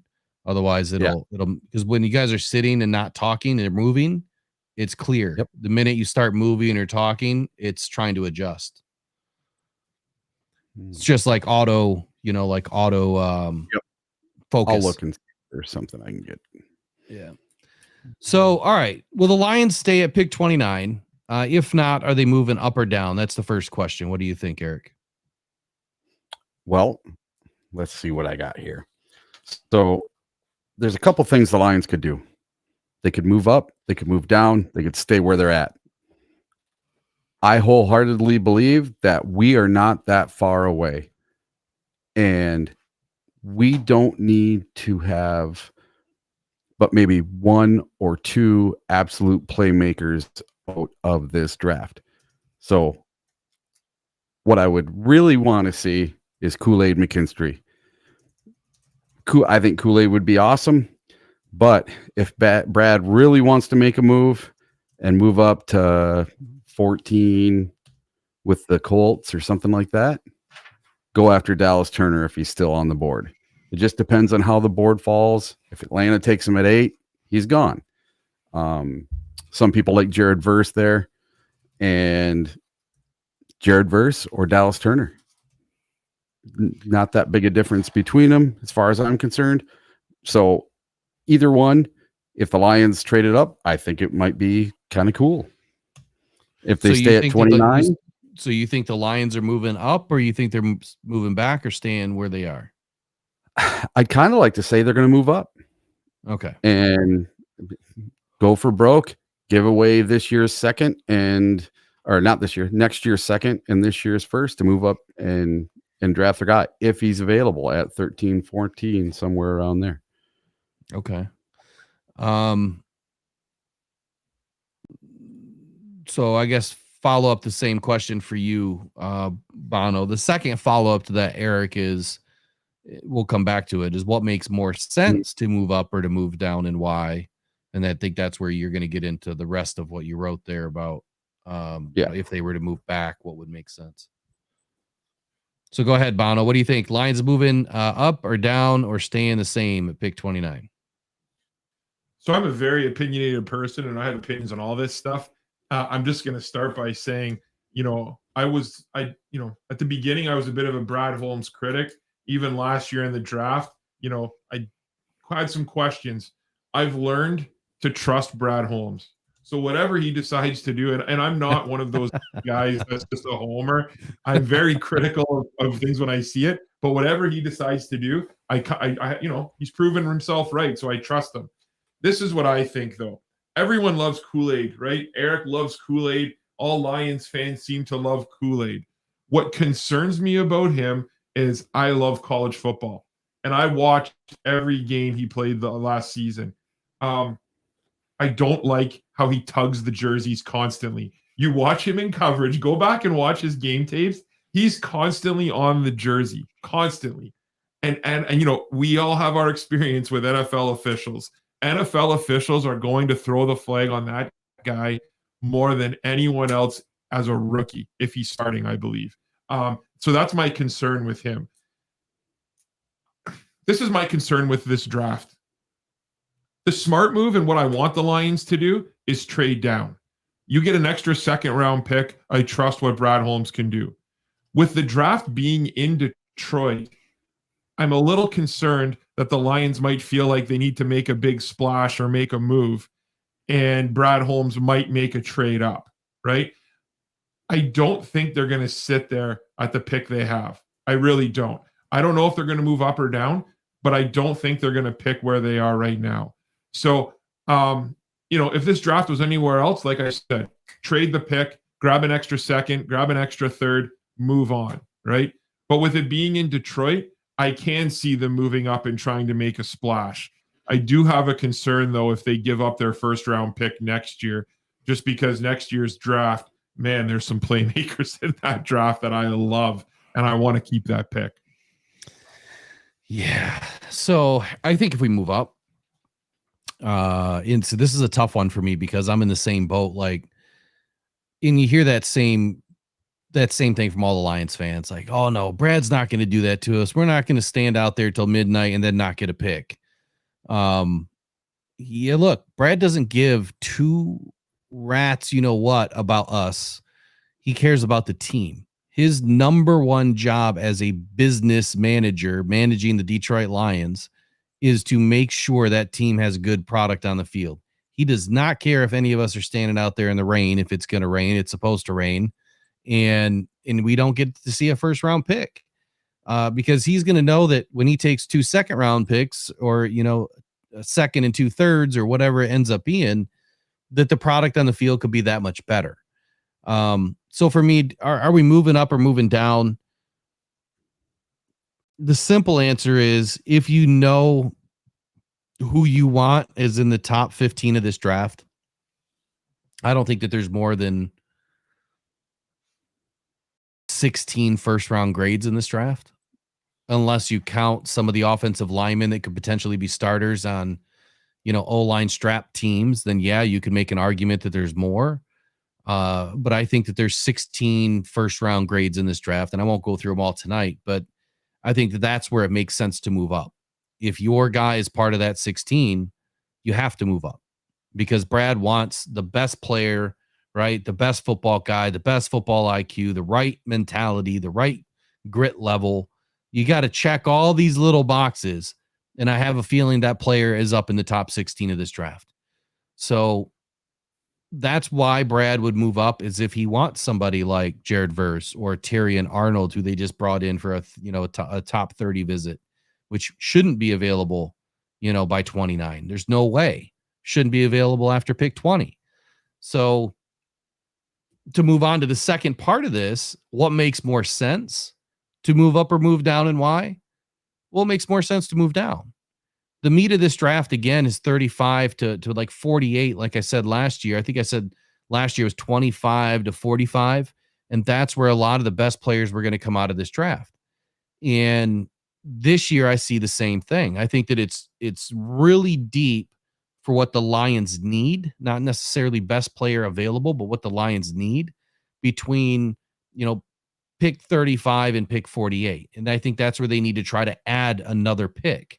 And if they can do that and still stay in the top 35 with their first pick, so early second round and then middle second round and then end of second round and then pick 73, that would be the absolute best draft scenario Brad Holmes could have this year. And he would end up with the receiver. He would end up with the corner. He would end up with the defensive end. And he would end up with a top tier guard, or what I think makes more sense, a right tackle that can play right guard, left guard, and be a swing tackle as needed until Panay or Decker, are done or move or whatever. If Decker is done next year, Panay can slide to left. Now you got your right tackle ready to go. So that's where I think it makes the most sense. Move back, grab an extra second round pick, but then you have 3 picks like in the second round and then 1 in the third. Slam dunk it, man. That's where the players are. So I do have. Oh, sorry.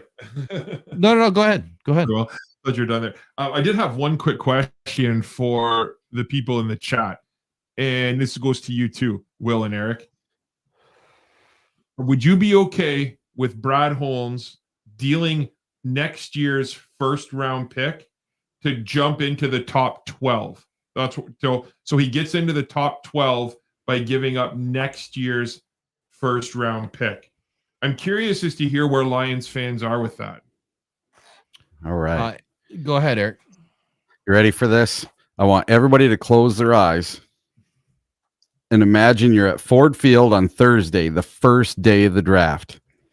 There's 65,000 people in Ford Field.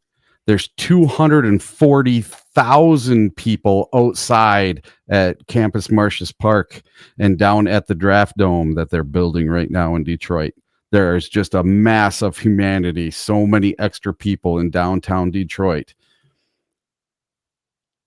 And you hear with the 7th overall pick, it's been traded to the Detroit Lions. Could you imagine that city going absolutely nuts if they traded their future first to move up into the top 12? It'd be so electric. The entire city would go nuts. But then close your eyes and imagine that they make it all the way to 29 and you hear, and with the 29th pick, the Detroit Lions have traded with the Denver Broncos, and the Denver Broncos are now on the clock, and how disappointed everyone would be at midnight, 1 o'clock in the morning. Yeah. So I think that's kind of what I was speaking to earlier. I don't think that Brad Holmes, I don't think that he really cares what we think. I think that if he's going to make this pick, it's strictly business. If he Yeah. moves up, it's strictly business. Like that's the guy he wants. That's the pick he wants. It is what it is. Now, to your point though, Bono, it's not going to take a first to move up unless we're trying to get into the top 10. One, we're not going to trade with Chicago. That just won't happen. I don't think that we're going to give Chicago, or the Vikings or, anybody else any extra ammo in our division. So it'd have to be with another team. I do think that the Broncos pick 12 again for Brad Holmes is probably the sweet spot, but I think between 12 and 17 makes the most sense. I was trying to look at what our picks are next year because I know that we have what, two fourths next year. Yeah. And Now, yeah. yeah, and I can't remember who it was with. I can't remember who that extra fourth. It was a Philly maybe next year. We have Philly's pick, or is that this year? Swift. Yeah. Swift. So I think we have a fourth round next year from Philly. So if you can plan on Philly, in the fourth round, they're probably going to be, let's just say the second to later round, second, third to end of the round. You're looking at 30, 60, call it pick 84. Right now, I think that you could trade your first, next year's second, and a fourth, and you're up into the top 15 of this draft without a doubt. You're just not going to break the top 10. And I think the Lions could probably do that with next year's second and 2026's third or fourth. If they spread it out to 26, it'd be a third. If they do it all in 25, it would be a second and a fourth.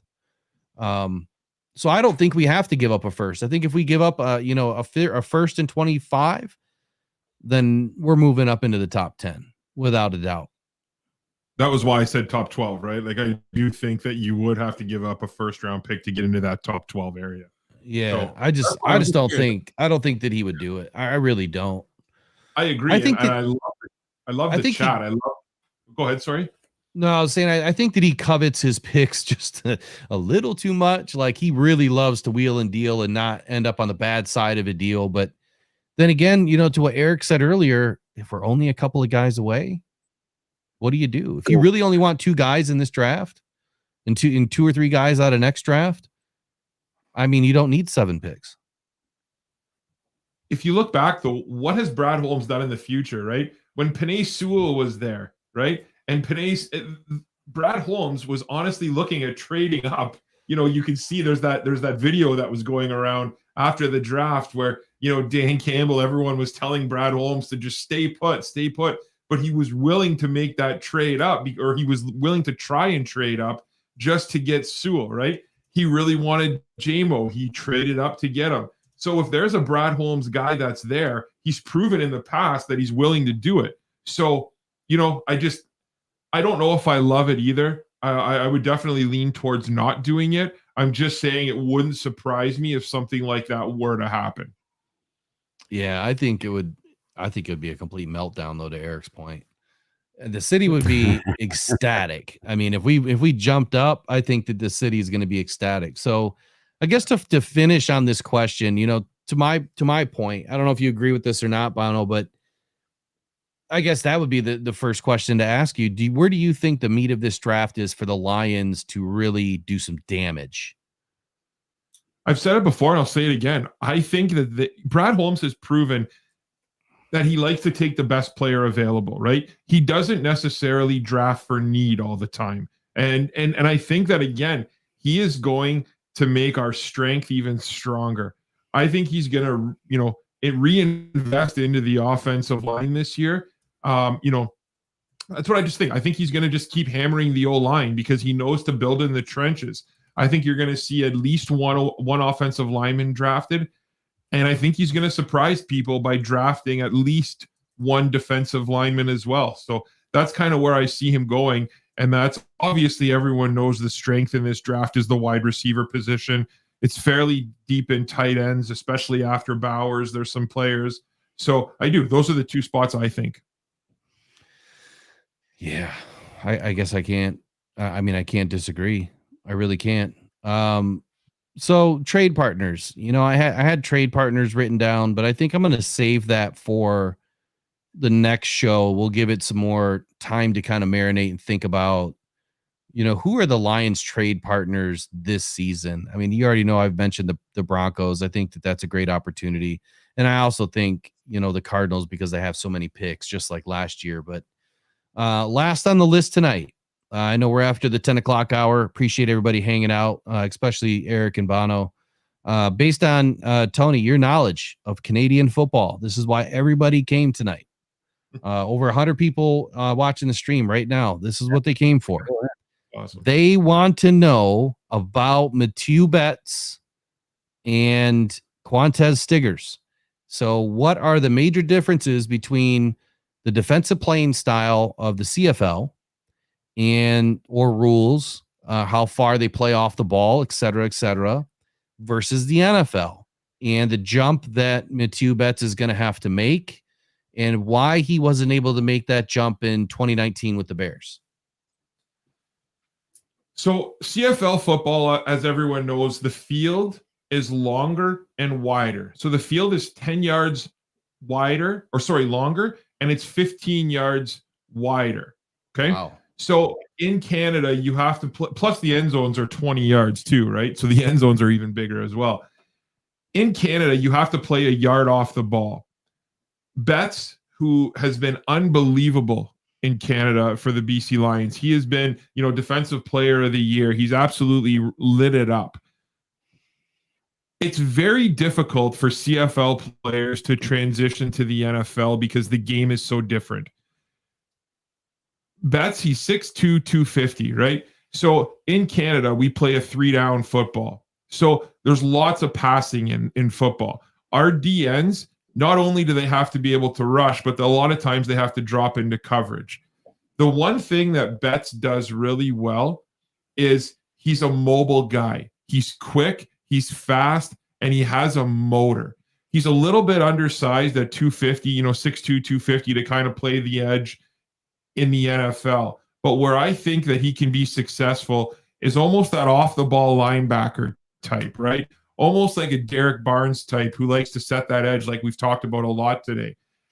The thing that Betts does really well is use his hands, right? He doesn't let the offensive players, especially tackles, get their hands inside on him, and he has a great rip move. So, I think Betts, he's kind of one of those guys, people have a lot of high hopes for him this year. But again, the only other player to kind of transition from the CFL to the NFL in the last 20 years and have success as a D lineman is Cameron Wake. I'm sure everyone remembers Cameron Wake, played for the Dolphins for a number of years, made some Pro Bowls. The difference is Cameron Wake was a little bit younger at the time, right, when he came up. So, Betts, he's 29. He's got some mud on the tires, so to speak. But again, I think he has a lot to offer this team. It's just going to be interesting to see what the Lions want to do with him.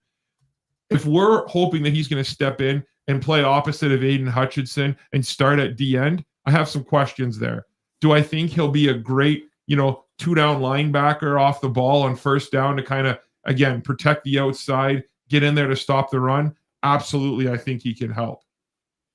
When it comes to Stiggers,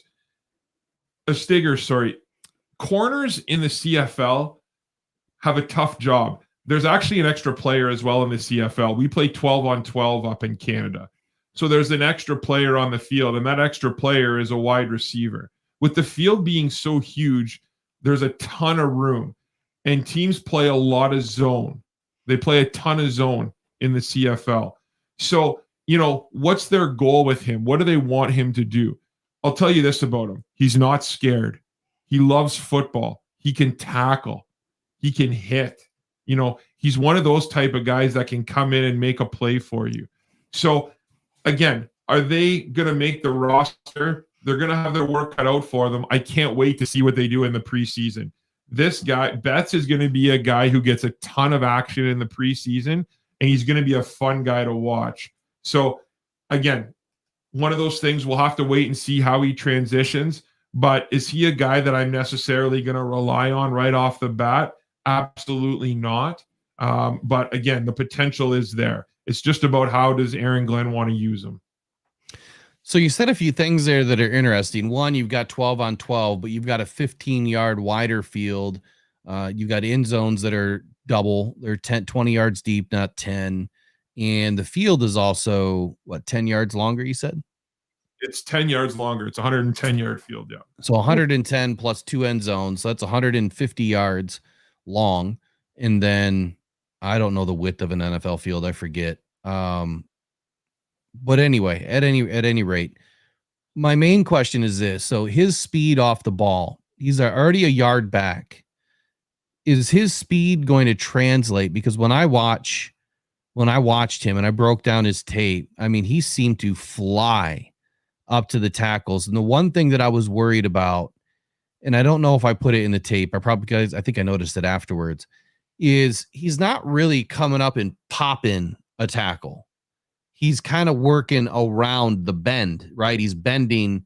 He's using his length in his arm to kind of push off the tackle, but he's not so much coming up to pop. And in the NFL, you're nose to nose with these guys, right? Unless you're in a wide 9, you're right up on them. If these big, long frame tackles get their hands on you, how do we know if his vicious, violent hands that he typically has are going to be able to shed these blocks? That's what I'm wondering. Is his speed going to translate to get him around the tackles like he's doing in the CFL now? Or is he going to struggle a little bit trying to get off, an engaged tackle, right away? What would you think, just based on your knowledge of both leagues? What do the best defensive ends in the league do, right? They have terrific bend and they have terrific flexibility, right? They can get low and they can use that low center of gravity and bend their hips down and get underneath the tackles, right?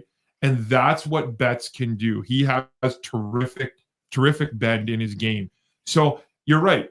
Tackles also in the CFL, they tend to be, they're not that 6'8", 6'9" monster, right? Because the field is so long that the tackles have to be a little bit more mobile, right? So that's going to be a huge transition for him to see. You're right. Once those tackles in the NFL get their hands on him, and once he plays in more of a confined space, the question is going to be, how does his game translate? Again, he has the bend, he has the twist, he has the moves to do it. It's just going to be interesting to see how it goes. Again, Cameron Wake is the only player to make a successful transition at that position in the last 20 years. It's not easy. It's not easy at all. So I just think that the expectations need to be realistic for him. And again, OTAs is going to be huge. I cannot wait to watch him at OTAs.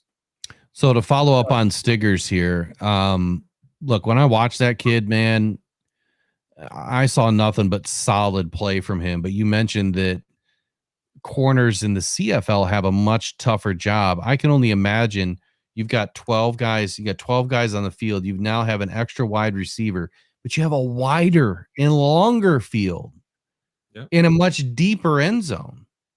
So you would think that you're going to have to cover a lot more ground. The one thing that worries me is if he is truly a zone coverage type of guy, that's not what the Lions play. They're man press.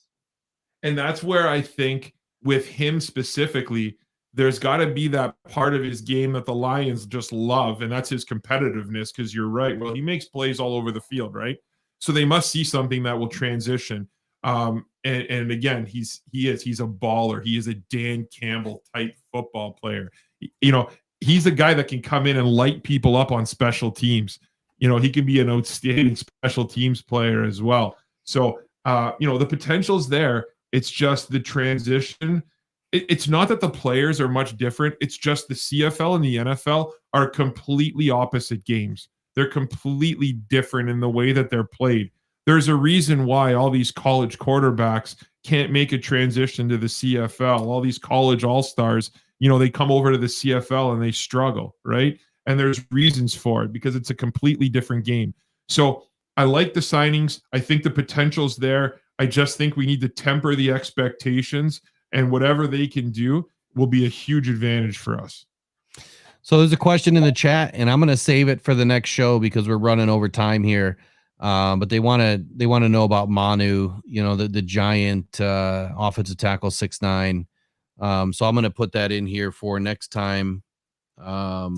Offensive tackle CFL, and we'll talk about him next time. So look, I hope everyone enjoyed the show tonight. That was the last question to get through. I mean, look, 2 hours of straight talking tonight. It's an interesting moment when you can realize that you're finally talking to people that see things differently, right? That have different perspectives, that have the knowledge.